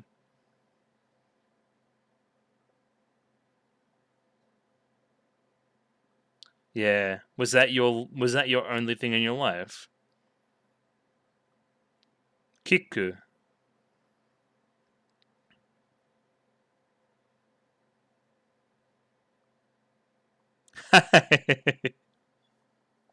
You can do something way better than that. That's funny.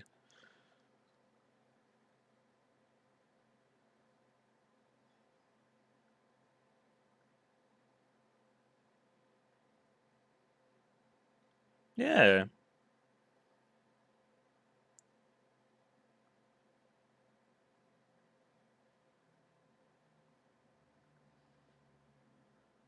Ordinary law abiding citizens.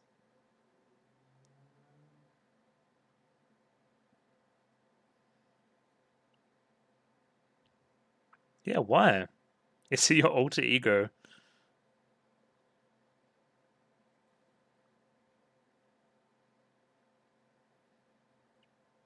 I'm looking at these symbols too.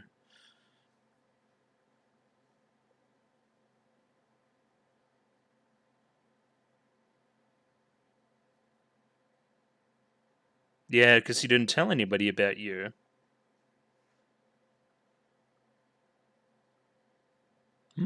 This is quite motivational.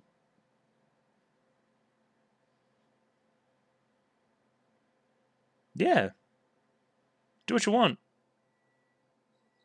There doesn't need to be some grand meaning to it all either.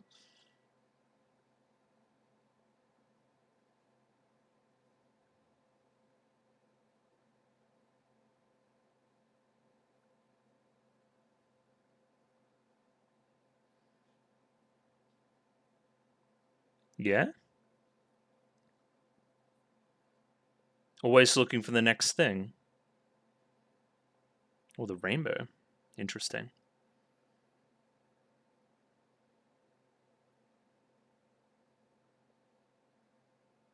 Oh, we won? Yeah, go buy some ink. But maybe you should have.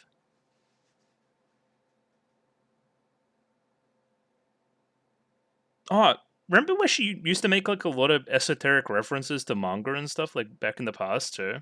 That's kind of funny. Kiku. Are there?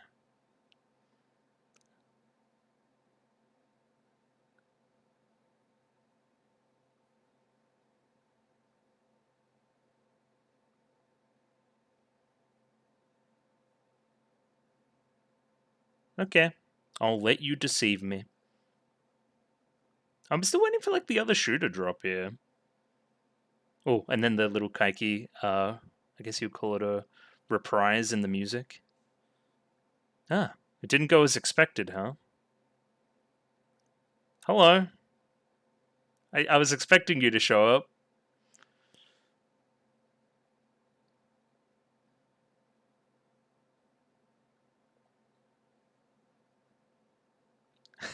Goes Buster.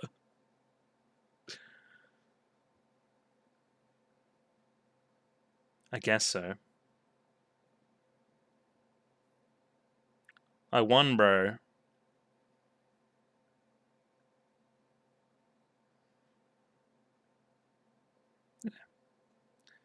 Oh, interesting.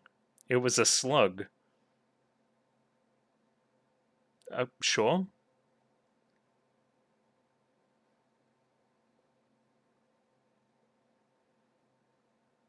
Well, yeah. That was the whole thing about the bee, right?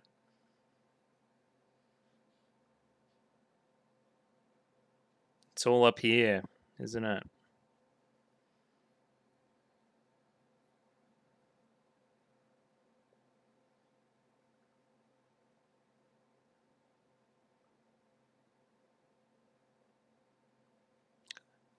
True. True fact.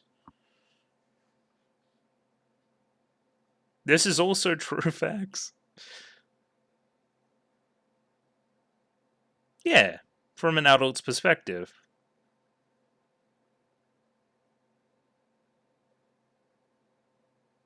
I gave her a pep talk, kind of.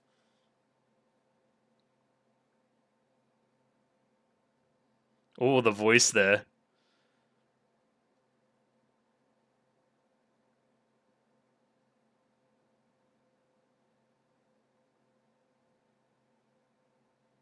Hey, that's nice. Oh, I liked the white hair, though. Did those bangs grow back? Hope she gets a haircut. That would be nice.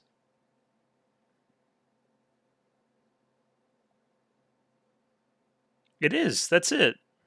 Mm-hmm.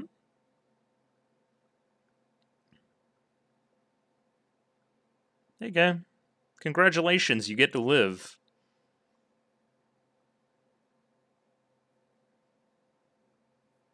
I didn't, yeah. I didn't choose to use it at all. There was some kind of Orgy person pulling the strings. It was all very confusing. Yeah. I'm leaving town, like Senjo told me to. It's true. But then that mention of Senjo Gahara, though, to Araragi.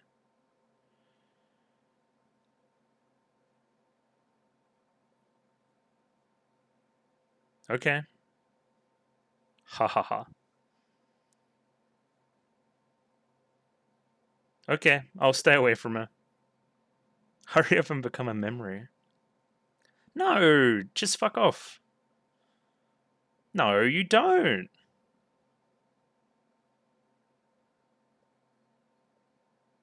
Yeah, but that's so Araragi to want to do that, though. Yeah, interesting.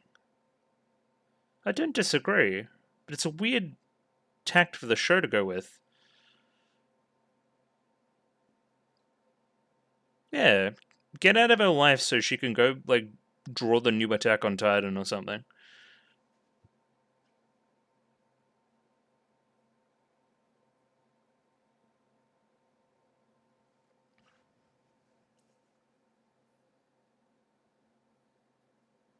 Who knows? Bro.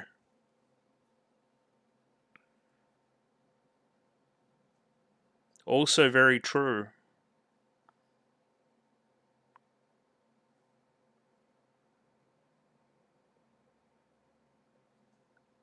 Yeah. Take the. You can't be happy all the time. It's about contrast and stuff. Okay.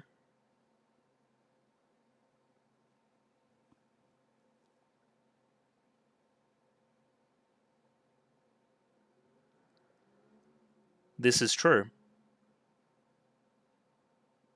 It seemingly is, yeah.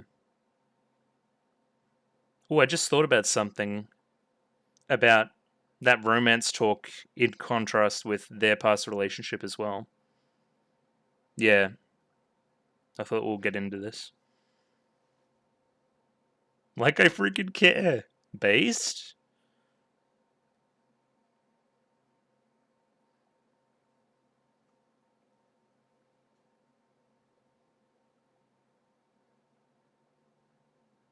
Bad women. Oh, she bad. Okay, bye.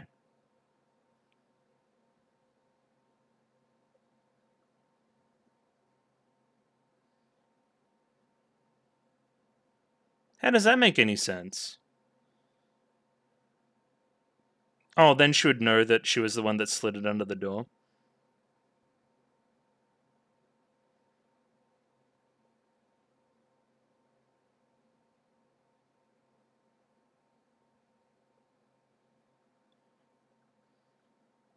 Interesting.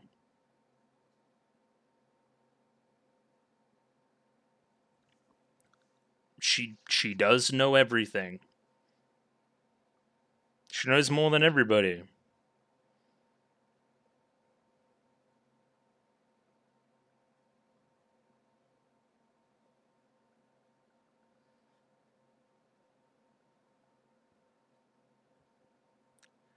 Maybe. Interesting. Because they know your contrary personality.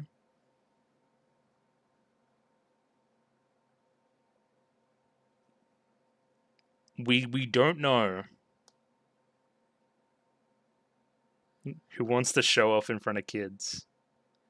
I don't know. I don't know about Oshino. It's a weird one. Oh. Okay. That looks bad for our heroes, ladies and gentlemen.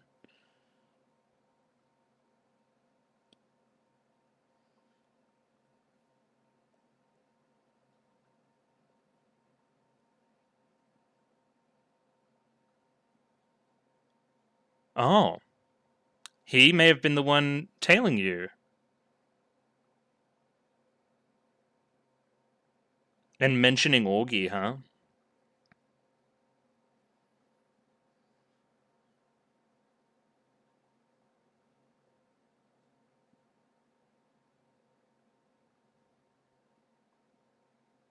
It was the last remaining loose end, right? Who was it? Enough sanity. Yeah, was it Augie? Hang on. Yeah, she's clearly the biggest, like, question mark on this whole thing, right? And this whole show, really, at this point.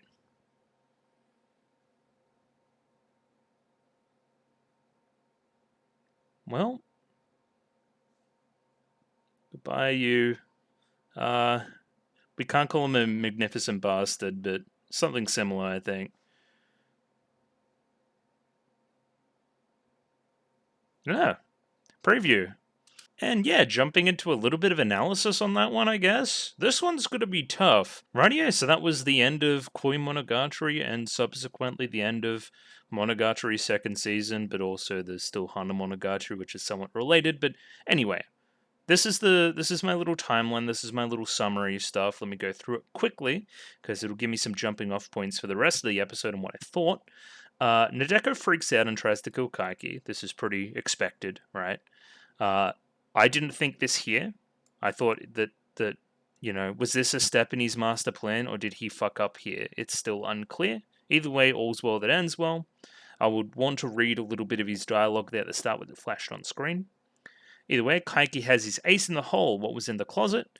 Nadeko wanted to be a manga artist, and I've written question marks here because that came out of fucking nowhere. But that's by design, right?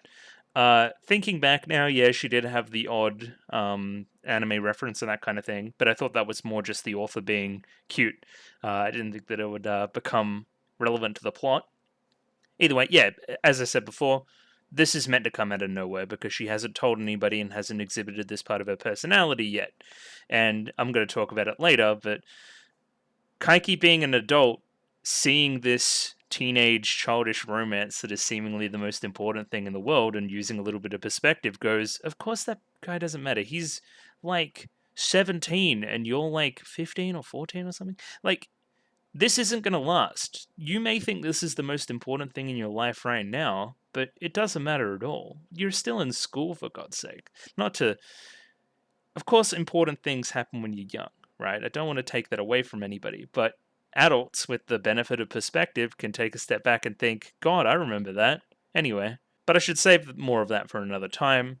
Kaiki eventually convinces Nadeko that she should just make a change for the better and move on with her life, pursuing that dream, or not pursuing that dream, or doing whatever the hell else, right?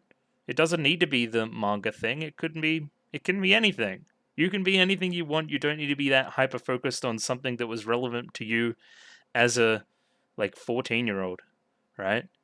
Like, this bum boy, the devil boy. We don't rate the devil boy anyway. It doesn't matter. What matters is that you take control of it yourself. Either way, Araragi arrives at the shrine just in time to see Kaiki win, and then Kaiki breaks off ties essentially with everyone in the main story. He's about to go off on his merry way, continuing to be Kaiki, but some random bloke kills him by hitting him over the head with like a crowbar or something, and mentions Augie by name. We need to get an Augie page of all the sus shit she's doing. Every single mention of Augie should be followed by 50 million question marks. Because what the hell is she and what is she doing? We keep mentioning Oshino, so I'm thinking Oshino has some relevance to Augie's story. I know, shock, they're related. There's probably going to be some crossover there. So yeah, I wonder if Araragi's going to get wind of this, if he's going to start pursuing this more as a thing. We don't have our inherent time limit to anything anymore. Nadeko is seemingly fine and not going to be in the story anymore, which is good. That's good for her. And yeah, we can move more to a more concrete focus on someone like an Augie. Okay, makes sense. But I mean, the episode itself, it wasn't what I expected basically at all.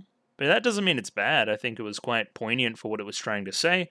I thought it was a little bit on the conversational side rather than the action side, which is a little bit disappointing for a final episode. But I think what they were talking about here, I think I agreed with a lot of what they were saying. And then once we start to wrap up loose ends, like why did Senjo Gahara leave the note?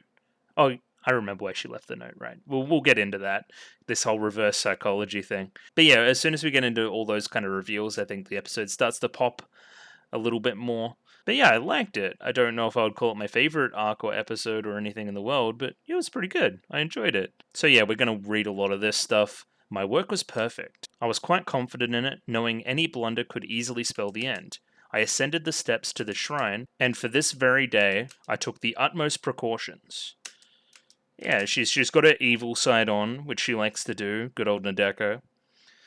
I hope this isn't the end for her in the story. I hope Araragi doesn't get involved again, but I hope some other characters just check in on her. I want to see how she's doing. I don't know. And yet, she easily saw through my lies because she didn't trust anybody to begin with. Again, that girl is a snub in that she snubs everybody she sees. Nobody knows the real her. And as soon as we discover what is inside that metaphorical closet, what is lingering in the back of the mind, and she thinks it's so very embarrassing, that's when we start to make some inroads in the conversation, of course. But if she's just going to put on this blank, godlike, non-caring attitude to everything that's almost kind of sadistic and weird, then what are we supposed to do? And a lot of the dialogue here is well, Kaiki expected this part to work. He expected, this to happen for him, but it doesn't. He didn't think that the girl had closed her heart off to this extent. He didn't realize how much of a bad case she really was. But then he still always has the ace in the sleeve, essentially, right? I don't know. I find it very hard to take a lot of the stakes here very seriously, and I don't think you're really supposed to either. At a certain point, she's like, maybe I'll kill everybody. Maybe I'll start killing all the other side characters too, one by one in front of Araragi. Of course this isn't going to happen. I wasn't born yesterday. So clearly something had to change there. For an entire month, I was convinced I could create some amount of trust. Sorry about the quality of the image too. And through that cat's cradle, I thought I'd won Sengoku Nadeko's trust. I was nothing but an enormous fool. Yeah, again, like this level of the conversation doesn't feel this way to me. It still feels like Kaiki has it completely in control. I think this is a great setup for the scene. The snakes. It's like a kind of a callback to, remember like the big like wave of snakes in her little vision of what the meeting with Araragi would be like. It's kind of a reference to that in my own head. And as we see later on, the shrine kind of matches a lot of Nadeko's like mind as well, if you know what I mean. So right now she's full of the snakes, full of the godlike stuff, full of all the Hattori Monogatari nonsense. But as soon as she's convinced, the snakes all disappear just like that. Like there's a physical element right now to them in the world, but that doesn't exist later on when she starts to drop that illusion. Illusion and perspective are always very important. Like we see later on, it's just like Karen B, in that I'm going to give her like a fake aberration, right? And that's going to solve this the same way that I gave Karen the fake aberration, and then she's but what mattered is they believed it. You know what I mean? Like it's a lot of that stuff. And yeah, the framing here is just kind of cool. Like the red dress, the red eyes, the kind of pink snakes in the background running through the white ones. Just good stuff all round. Prominent scrunchie on the wrist as well. She's really getting her villain on. I like it. I like at the start after the opening we get a lot of repetition. I thought it was quite endearing. Lots of lies. It gives me the idea of somebody that's lost their marbles, right? Which is clearly Nadeko. Again, like in contrast to Otori, right? Like think about how important everything seemed in Otori. How it seemed like the world was ending. How much weight was there, you know? Like, and then we get Kaiki POV and we see it, and it's just like one line is enough to shatter the entire thing. Isn't that what being a teenager's like, man? Like, honestly, it is. Like, yeah, we get Sengoku POV, and we're like, God, the sky is literally falling. What is happening, man? And then, like, Kaiki's just like, you should draw manga and forget about Araragi. And she's like, fucking, why didn't I think of that? Like, it's perfect. I like that part of it a lot. This is something that I didn't really think about until now. Like, Nadeko is a massive liar. She's lied to everybody her entire life about who she truly is.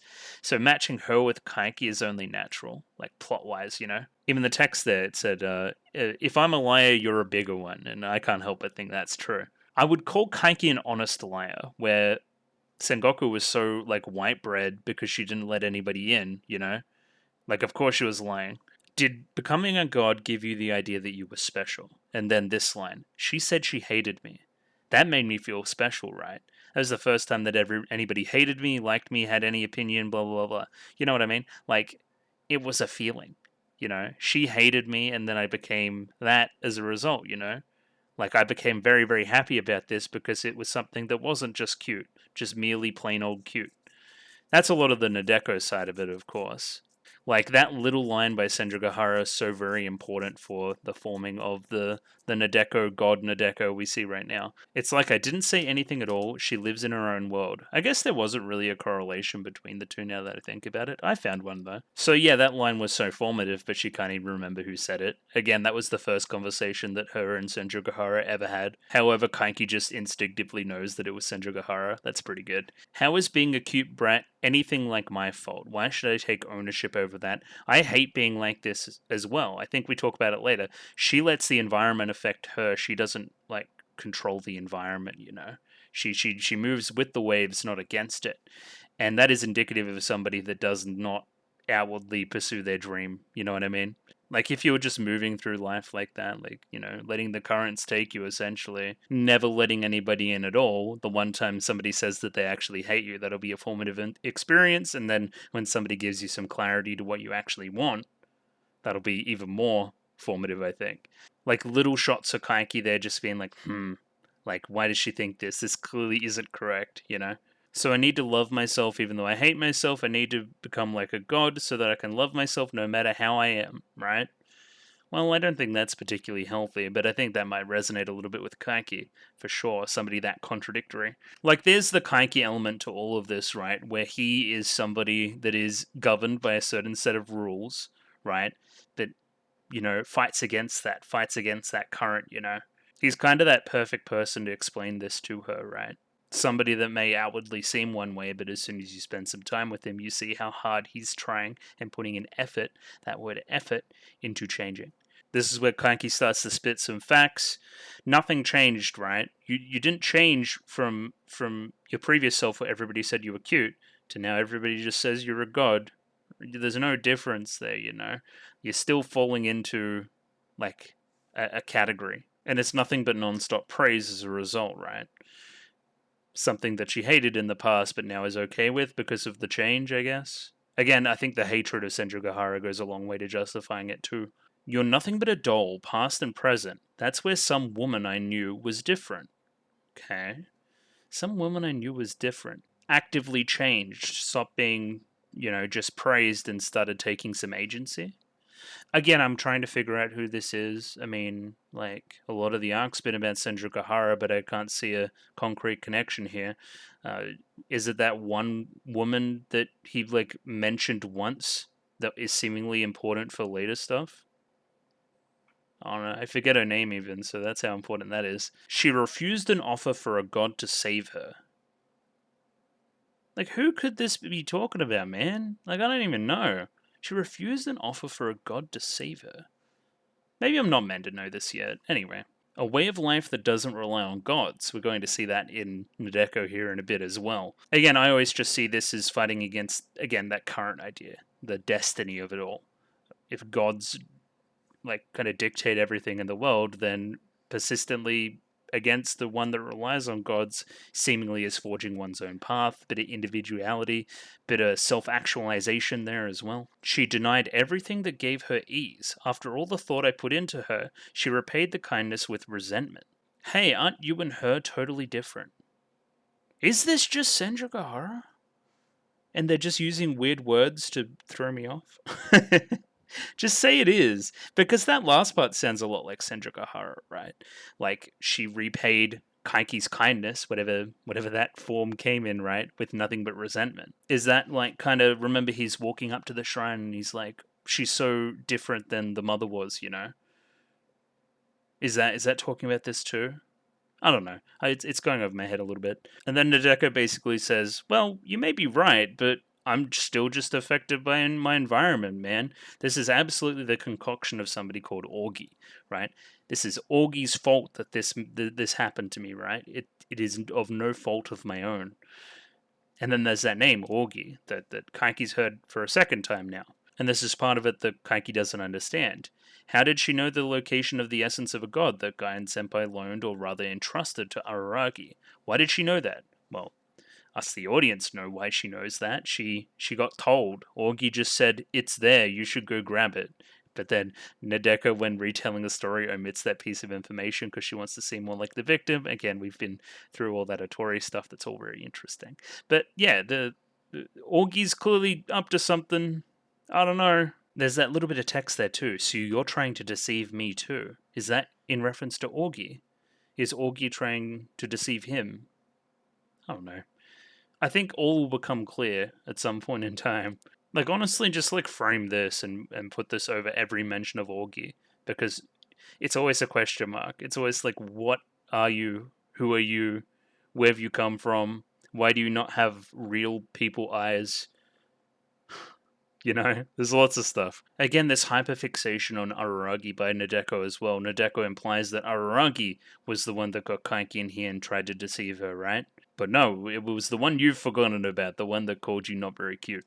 And yeah, she doesn't listen at all, still thinks it's Araragi. Well, I'm gonna kill all your family and all your friends as a result, and you're gonna watch. Fuck you, essentially. This was my big, tick off point. I'm like, okay, we're gonna get out of this fine. Of course, we still had the closet in the tuck. I didn't know how important the closet would be in the end and how innocuous it would be. But yeah, this was where I was like, okay, we're fine. Because at the start there, I'm like, is this just gonna have a bad end? Is she just gonna kill Kanki? And there's still gonna be that timer, and that's what we're going into with the rest of the series. Is kind of those 2 months. That was on the table at some point, I believe, right? But as soon as she started doing this, I started to, understand what was happening here. But I think this is also the point where Kaiki clearly sees that she's not going to listen, man. Can we cut to the chase and I'll use my trump card, essentially. Sengoku, you said you didn't want to become a god, that you became one against your wishes, right?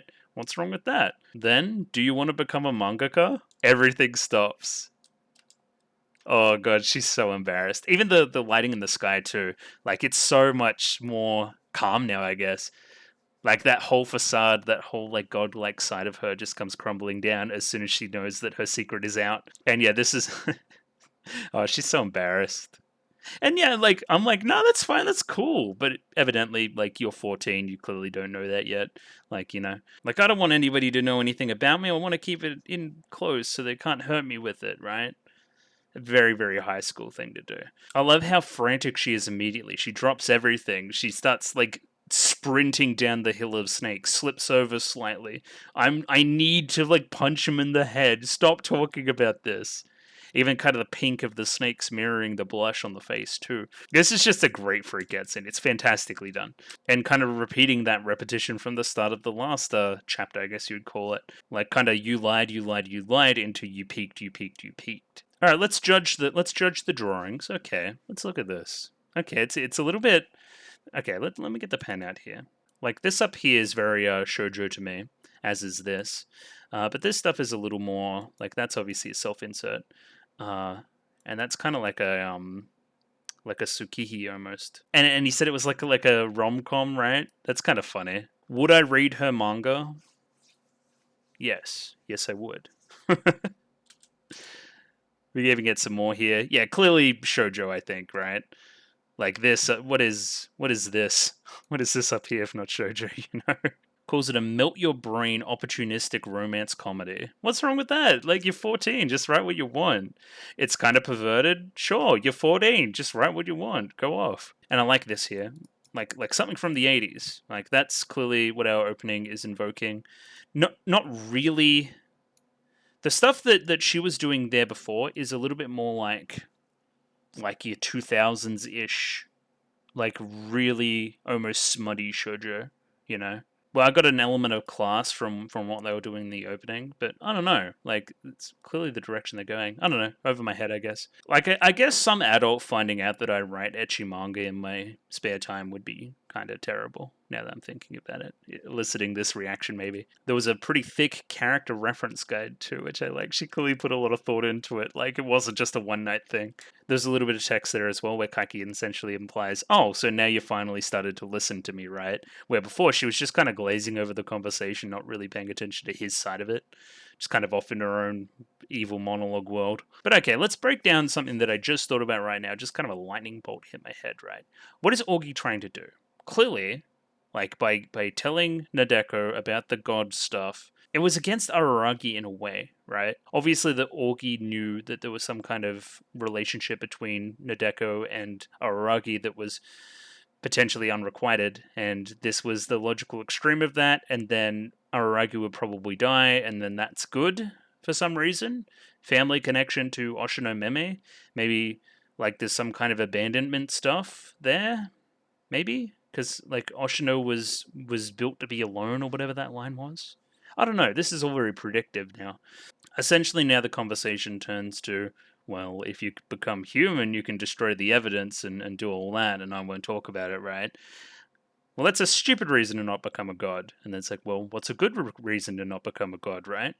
Well, you never wanted to be one in the first place, right? And now we get to our convincing, right? I talked to everybody. Your parents, nobody knew a thing about you. Nobody knew this about you, right? Well, we take it a step further than manga, embarrassing manga in the closet. We take embarrassing side of yourself. You got to be open and kind of let other people see other sides of you if you want to actually form relationships, right? And that was a huge part of Nadeko's problem, that she was so white bread, you know, that she never let anybody in like that. Like, the other part of it, right, is that she could have used that wish, right, whatever wish she had in the past, for anything. But why didn't she think about that? She wouldn't even feel comfortable telling a god this side of herself, her actual dream. Like, you clearly don't like it here. You engrossed yourself in Cat's Cradle for 6 months. right? You clearly ran out of things to do. Like, this is clearly a bad life that you don't want, but you don't realize that yet because you're so caught up in everything. And then we get to this kind of stuff, right? And this is the stuff coming out of Kaiki's mouth that makes it interesting. It's not like he wanted to be happy. Life isn't about always being happy, right?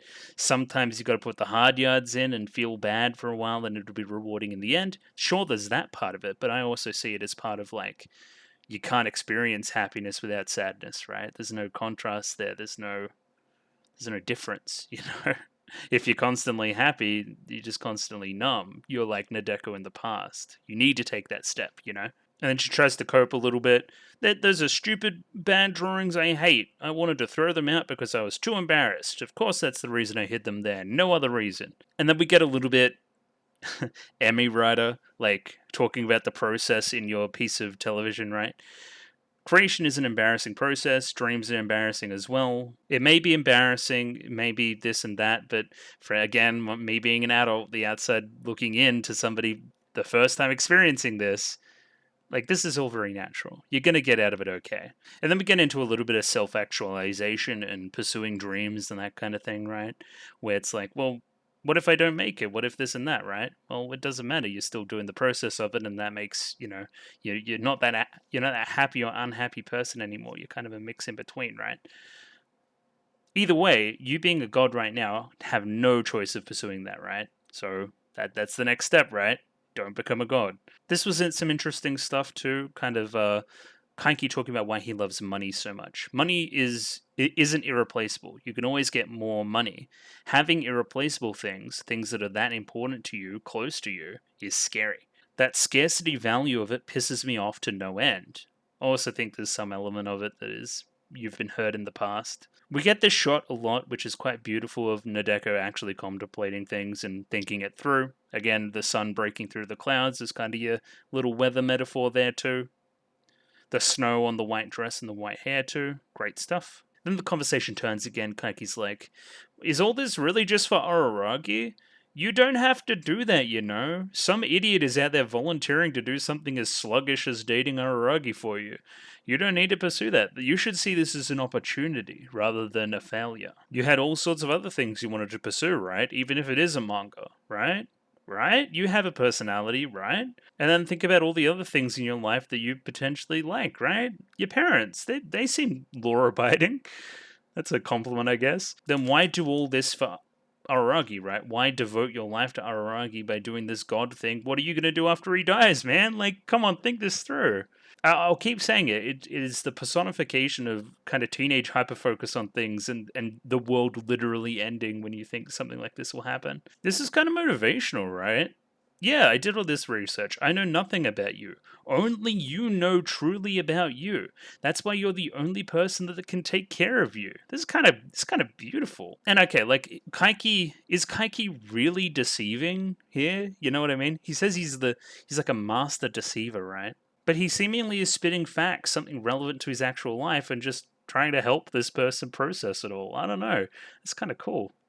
Like, he started off with trying to deceive very poorly and then moved into this, which is a lot more honest and genuine. And seemingly Guy Nezuko was pointing him in this direction in the end, right? By not telling him to do it, by telling him to pull out, she was subconsciously telling him to do it, right? That was the whole point of that last bit of dialogue as well. The same thing with Senju Gahara. Senju Gahara also knew his true nature. That's why she was the one that slid the note under the door that said, stay out of it. There's something in that contradiction, you know, that makes Kaiki tick. There's a very, I guess, flippant tone to it all, right? Because you're human, nothing is irreplaceable, and you can't, like, do one thing forever, you know what I mean? Like, the sky is never falling the way you think it is. And then using Senju Gahara as an example, there's a woman that always thinks of her latest romance as her first, right? And that's the same way we see it through Araragi's eyes, which is cute. She always looks like she's never fallen in love with someone before, right? I think we should all try to live our lives like that. Like a load of firsts for the first time, you know? Like, it's almost, what's the word? Kind of, not nihilistic, but almost, you know? Like, there's nothing irreplaceable, everything is pointless, there's no reason for any of this, but it's taking a really positive spin on it. And yeah, he made his point known, and the shrine is now repaired too. There's no more snakes. We've dropped that part of the facade, and we're moving on to the next portion of the episode here. I love that little quote as well. You should use that money that I gave you to go buy some professional tools as well. I didn't really want to become a mangaka, and me becoming a god, it felt like it would be, pointless to throw this out. It's such an important thing that's been given to me, that's been essentially given to me by Augie, right? It would be in poor taste to throw it out over seemingly nothing. But that's how humans are, man. That's not, you don't need to take every opportunity like that. We also see this symbolized by the kick missing Kaiki here. Like, there's been a notable change. She's not kicking him in the face anymore. She's missed. We've won, essentially, if the lighting wasn't the biggest indicator. Pretend you were deceived and try it out as a challenge. Alright, I'll let you deceive me. Becoming a god of manga as opposed to becoming an actual god. And yeah, being kind of like Karen, I gave you the aberration, and then you're going to fall over and die. Well, not die, but you know what I mean. That said, although the plan didn't quite work out as expected, I accomplished the task given to me by Senjukahara Hitagi. Yeah, you did. That wasn't what you expected? Was that all improv? Because that was pretty good. It was pretty poignant for improv. And then what I'd been predicting a lot is that, hey, Araragi's going to show up at some point. It was heavily foreshadowed, and here it is. I was asked by Guyan Senpai to exercise this girl. Essentially, he was, right? By not telling him to do it, but telling him to back out. That is Guyan's, you should go do this, thank you. And then that little paltry financial reward as well. Of course I came to deceive. It's how I live and breathe. Well, outside of the last 5 minutes. Ha ha ha. And of course, Araragi being Araragi, he's very heroic, very protective of Sengoku, wants to save the day, wants to even try to save Sengoku after she's being left well alone. For Sengoku, it was a slug. So, what does this mean? Let's think about the slug. You were being very sluggish in the rest of your life, just kind of going with the flow, and by ridding yourself of said slug, you're now going to move on with your life. Something in that, maybe, if we're doing the old kind of aberration metaphor thing. What did you do to Sengoku? I told her the truth, right? Romance isn't everything. There is fun in life. Don't throw your future away. Everyone has had embarrassing adolescences. After a while, everything will become a good memory. Stuff like that. Obvious things that adults tell children. Good writing, Monogatari. That was fantastic. That's really, really good. There's just great lines there, and it speaks to something really true. It's something that I believe as well. Put this in context, right, with what Kaiki was doing in Nissan Monogatari and the perspective we had on it. He was such the bad guy, right? But, like, in the back of our heads, now we can recontextualize a lot of that and see it. Hey, maybe he had a point in all of this and wasn't just being a raging asshole. Maybe we were in the shoes of that teenager again, thinking that this was the most important thing ever. And then he puts his hand down her throat, which is a little bit suspect, but he needed to get the charm out of there. Yeah, and then Sengoku goes back to normal. Them bangs, though. We give Araragi back the talisman as well, right? So we don't keep it. He still has it for plot reasons going forward. So maybe we'll see that pursued when we finally start talking Augie in a little more seriousness. It might just be me, like, coping, but I think his character design's kind of different. He's grown up a little bit. Has he not? Maybe he's just a little bit more dressed up than he normally is. And then Kaiki essentially walks off into the sunset, right? I'm going to leave this town. I'm going to say goodbye to everybody forever. Bye, essentially. Make sure you have no part in that girl's life until the day you die, right? Make sure you don't see her again until the afterlife. That's kind of cute, too. And yeah, of course, Araragi isn't going to believe him, but it is imperative that he does. Again, kind of like Kaiki, but the opposite of Kaiki. It's kind of cute. I like that. And I think a lot of Araragi's lesson here is learning to actually drop it. Like, we don't need this, Like, she's clearly this way because of your influence. Maybe you just leave and let it go. Now, let's think about that, but replace Araragi with Kaiki and talk about the Senjukahara situation, right? That's why he's now leaving Senjukahara well enough alone as well. Senjukahara was one to maybe let this relationship in the past dominate her life. She's now subsequently moved on to something new, which is great. And he wants to see Nadeko make similar steps. He's giving Araragi advice, essentially, to You know, stop meddling so much. I like that. Kind of like the reflecting of the two again, as well as factoring a lot of the Senjogahara growth into that as well. The difference that he's seen with Senjogahara over that time. She's different yet the same. There's something there for sure. I'm sure somebody with a lot more evidence could talk to it better. Romance can strengthen people, but it can also make them useless. And then we end hearing a little bit that conversation with Senjogahara. Were you ever really in love with me? Yeah, here's the most concrete stuff with it. Senjogahara became useless because she was with me. You came in and strengthened her. Maybe something similar can happen to Nadeko. Let her go. Araragi asked the question, will Sengoku be happy if I let her go? Well, she seemed pretty happy until a few seconds ago, but then becoming happy isn't the primary objective in life. It's something about effort, something about the contrast between good and bad. I think there's something in that. And human life, what it means to be human. Think about it in context with a lot of Kaiki's philosophy. Great. Yep, and then we get to our last little conversation with Senjogahara. She thanks him very much for saving the two of them, or the three of them, I guess. And we get our credits over the top.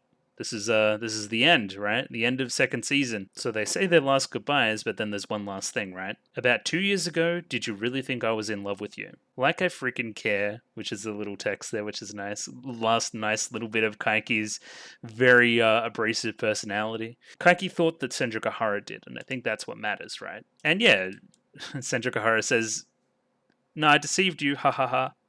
I don't agree with this at all. I think you're just trying to mend things. So yeah, fooled you, stinked you. Bye, I guess. Be careful of bad women like me. Stinked you. And then Kaiki's really bad to us here. He says he's like last little line, and then, oh yeah, one more thing. Don't forget to sign the letters you send, right? Which is a reference to the note now that I'm realizing it, right? Senjogahara was the one that sent the note, and we read into why now. It wasn't hard to figure out, it just took some time. Well, if she was the one that made the request, why did she write that letter? Because she knows me very well. It's because Senjogahara knows about my contrary personality, essentially. That if told to pull out, I won't want to. That's my contradictory nature, that's a lot of what my philosophy informs as well, right? Sticking your nose where other people don't want it to be. Sounds a lot like Araragi, huh? And yep, destroys the phone, destroys the SIM card, doesn't want any relations with her anymore, kind of letting her go the same way Araragi needs to let Nadeko go. But then there's the Guy and Azuko part of it as well, right? Which is really, really clever. So she did the same thing because she knows your true nature as well, because she knows everything. So what was her role in all of this? Did she actually want you to pursue this and be successful? I guess she did. She was lying where she was like she didn't care who was the god. This clearly wasn't the plan, and this clearly puts Orgi and Guy Nezuko at odds, I think, right? In truth, maybe she paid me that huge sum and knew that I would trick her out of it because she intended to financially help me. She intended to actually support me with this. Yeah, maybe my senpai's not so bad after all. And speaking of that, where the hell's Oshino, right? And then that leads into the Orgi stuff too. It's a little bit meta as well. I'm sure some portion of the audience would have been expecting to see Oshino Meme by now, right? He's been gone. Maybe a cameo would be nice. So where is he by now? And yeah, hit in the back of the head.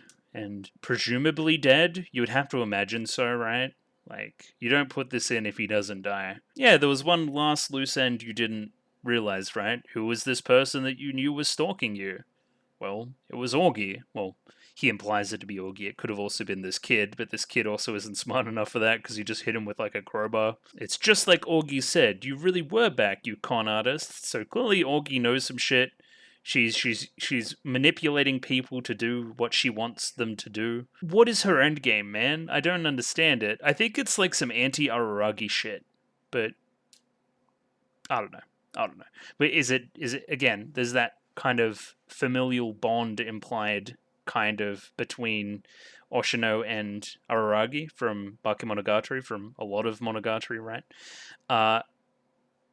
Is she jealous of that? Is that where we're going with this? Or is it a lot more complex, like Monogatari likes to do? We're going to have to see. I like this effect. I think the voice acting is really good on the kid, too. Really sells that anguish at what Kaiki has done in the past. It's kind of his mistakes, or not mistakes, but his bad deeds coming back to get him. It's very fitting as well that we've got these kind of dead trees, the red in the blood, kind of mirroring his first appearance in the show as well. I like that. What's with this kid? Did he get inflicted with a reversed curse?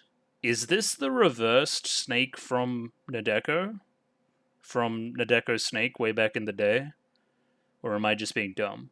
And it's some other snake because he sold a lot of those. Sold. You know what I mean? Is he the root of all evil? The that's a bit serious now that I said it out loud. The junior high kid who enchanted Sengoku with the charm, and he was the one that the curse went back to roost on? Yeah, okay, maybe I'm not so dumb after all. Kaiki thinks to himself, I never figured out who the Shadower was, essentially, right? Who the person following me? I thought it could have perhaps been Senjugahara or Gaian's observer.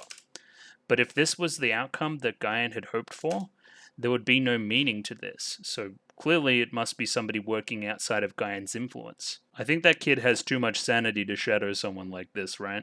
And yeah, we end the episode here essentially thinking about Augie, but he doesn't have the brain capacity to think about it any further than that because his brains are all over the snow. And yeah, he says something about cash there in hell or something. I don't really get it, but sure, that was Koimonogatari and subsequently Monogatari second season. So what did I think about that upon rewatch?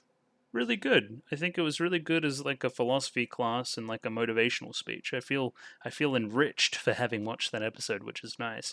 I think the small little plot stuff, the kind of loose ends we have going into the rest of the show are pretty interesting. There's clearly some interesting stuff going on with Gai Nezuko that we're going to dive into. I like a lot of Kaiki's philosophy and the contradictions there, and how the people that actually knew Kaiki used that to manipulate him, to deceive him. Thought that was interesting too. I like that Nadeko is dealt with in such a, I guess, inconsequential way. But again, it fits a lot with, I guess, the themes of Monogatari and then the blowing up of these problems that are somewhat everyday into things that adults would think are quite stupid. You know, think back through a lot of the other aberrations. So surely a character like Kaiki could walk in and be like, "You guys are stupid. Just figure this out." But then contrast that with Oshinomeme, who was in a very similar position and listened to them and took it seriously and did all these other things, right? That's very interesting too. I'm going to put a pin in that. That's very, very, very interesting. But yeah, I guess in total, good. Shocking, I know. The last two episodes of The Good Show are good. I shouldn't say last two episodes. You know what I mean. Last two episodes of this season. This season has been incredible, by the way. What was the low point? I don't really know. There hasn't really been one. Kabuki, I guess, but that was still pretty good. Oni had its moments, but it was, yeah, mostly good too. Like, it didn't really have many weak parts at all. I think Neko Shiro is incredible. I think Otori is incredible. I think Koi is pretty damn good, if not incredible. It's really good, really good. So it's really funny. Funny is the main thing that I would say about that. And yeah, I guess in total, I like the structure of the season a lot. Now, knowing everything. Well, it's outside of Hana Monogatari, but I'm pretty sure I know what that's about. We'll get into that next week. I like that we're kind of revolving around this same kind of time period, but from different angles. And these different angles inform a lot of what are essentially the mysteries of the season, which is a lot of the Nadeko stuff, a lot of the Augie stuff, a lot of the Gai Nezuko stuff, the stuff that's like I still don't have a really great grasp on, but they're the things pulling you along, like overall in the season. That's what links it together, and I think that's very clever. Kind of the non-chronological way we're telling it. I found making the timeline very, very rewarding in this regard. Trying to follow the lines and then get confirmations and kind of, I guess, declines on what I thought was happening and what I didn't think was happening and that kind of thing. Like, just keeps me engaged as somebody doing it in this format. But yeah, I guess I'll say goodbye for now because the video's probably been going on for like ages. So can't wait to edit this tonight. That's going to be an ordeal. Jesus. Either way, thank you very much for watching. Hope you stick with this stuff going forward. I don't know if people like drop off. I don't know why you would. I heard the rest of the show's good too. So anyway, that's a weird thing to say. Show stuff. If you like the video, consider liking the video. If you like the video and you want to see more, consider subscribing to the channel. Comment below anything you thought about the episode, anything I could do to improve my presentation. Comment below. I'm doing follow for follow on Twitter, so follow me on Twitter if you'd like me to follow you back. And the Discord. Join Discord. Love Discord. Discord. And yeah, thank you very much for watching, and I'll catch you next week for more Monogatari, Hana Monogatari. Then after that, I don't even know. More Monogatari. Either way, thank you very much.